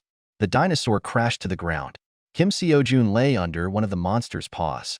Sighing, he said that he was going to die and be crushed. A trickle of blood flowed from the hero's nose. Kim Seo-jun worriedly pressed his hand to his face, but blood continued to flow through his fingers. The girl in the sheepskin coat looked at Kim Seo-jun and asked if he was injured. The blade of another monster peeked out from under the floor. The sharp element of the claw flew into the air. The girl in the sheepskin coat looked up in surprise. The girl, Kim Seo-jun, looked at the floor in shock. At that moment, the face of another green monster appeared from under the boards.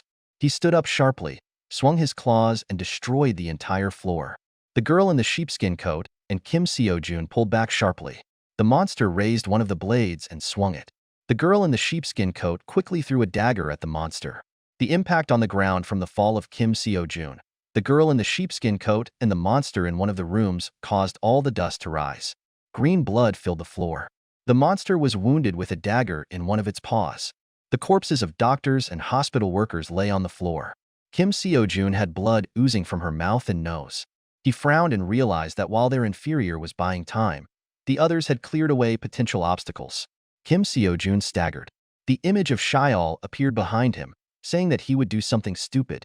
Kim Seo-jun was horrified by this image, who calmly said that Kim Seo-jun is not a hero from a comic book or game, and asked whether it mattered whether the person in front of him died or not, whether he wanted to feel guilt or regret. The girl in the sheepskin coat jumped away in fear from the monster reaching towards her and prepared to defend herself with a sword. The voice continued to be heard. Shiol did not move and looked forward without a single emotion. He told Kim Seo-jun to think about how he was treated in this world, because he had already decided that he would do anything to escape from there. Kim Seo-jun began to see corpses of guards, pools of blood, and weapons. His eyes were filled with fear and horror.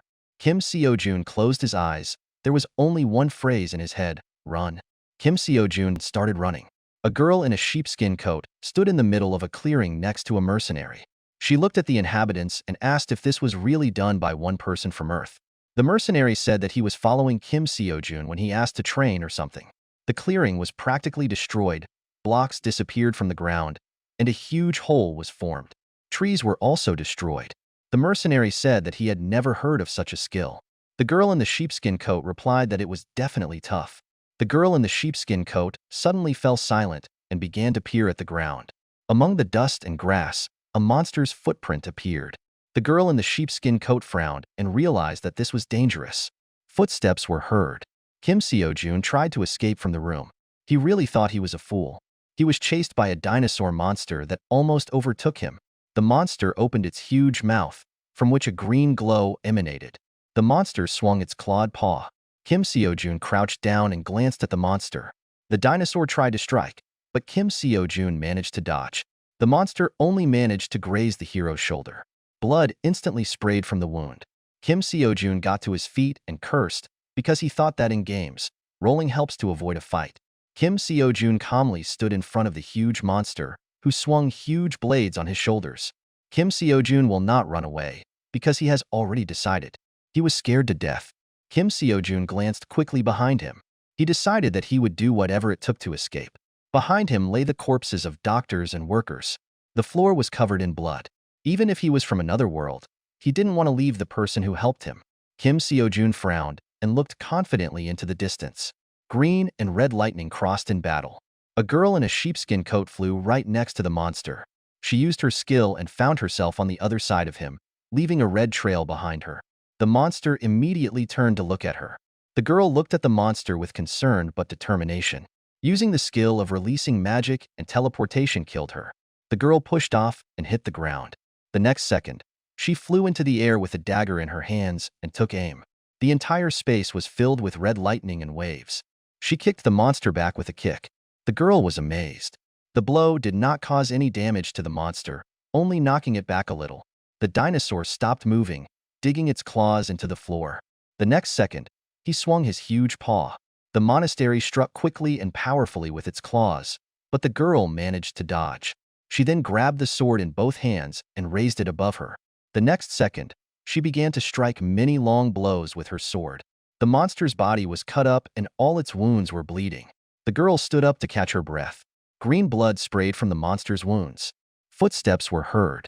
Kim Seo-jun concentrated, frowned, and raised his hand, which contained concentrated energy. Kim Seo-jun raised his hand, used his skill, and a huge stone block appeared right inside the monster, which destroyed all its insides. Green thick blood splashed onto the floor. The girl looked to the side. She then grabbed Kim Seo-jun by the collar. The monster struck the ground with its paw, but the girl had already managed to teleport along with the hero. She left a red trail behind her. The girl landed on the ground and prepared to deflect blows and attack, while Kim Seo-jun was thrown into the corner of the room. The monster was very tired. One of his paws was missing, and wounds all over his body were oozing a green, thick liquid. Kim Seo-jun backed away, seeing on the floor. His eyes expressed horror. The monster was approaching faster and faster. The mountains were huge and covered with light clouds. For 10 years it existed autonomously, avoiding battle as much as possible, following the orders implanted in its brain, concentrating on survival.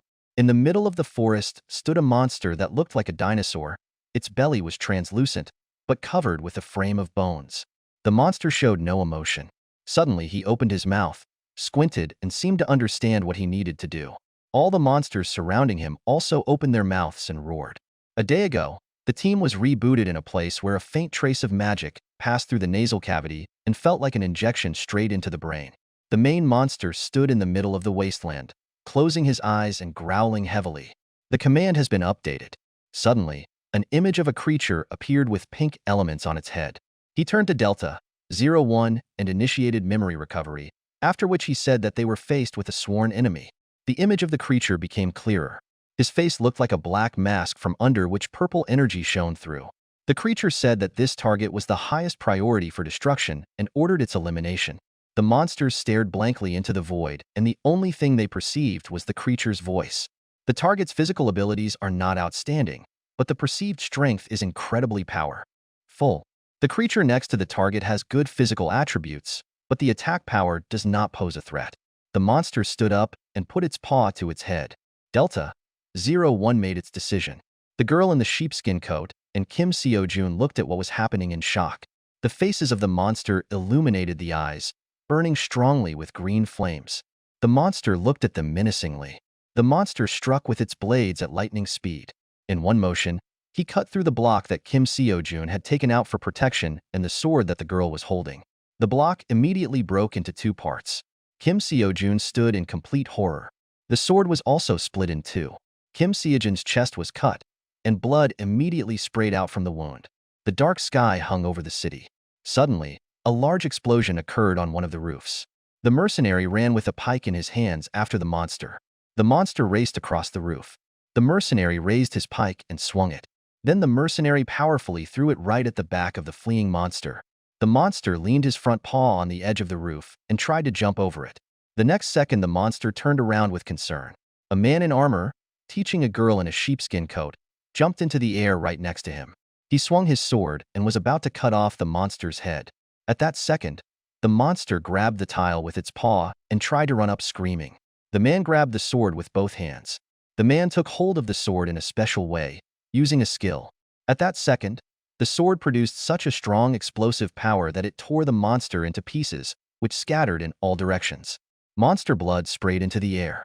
The man stood next to the monster's corpse and asked the mercenary how much was left. The mercenary replied that there were two more. The man tooted sadly. He looked to the side and said thoughtfully that the leader was not visible. The girl's back was turned. The man said he set up a barrier. The man looked thoughtfully into the distance and continued to say that if the barrier did not hold, they could die. The blow inflicted by the monster destroyed the girl's and Kim Seo-jun's weapons. Kim Seo-jun was seriously wounded in the chest, and the girl in the sheepskin coat had her hand cut off along with her sword. Kim Seo-jun looked into the distance in horror, his shirt soaked in blood. Kim Seo-jun fell exhausted to the ground. Blood trickled across the floor. Kim Seo-jun was on his knees, blood flowing from his mouth. The floor was covered in his blood. This world is truly messed up. Kim Seo-jun sat in a dark room all alone. His hands were shackled.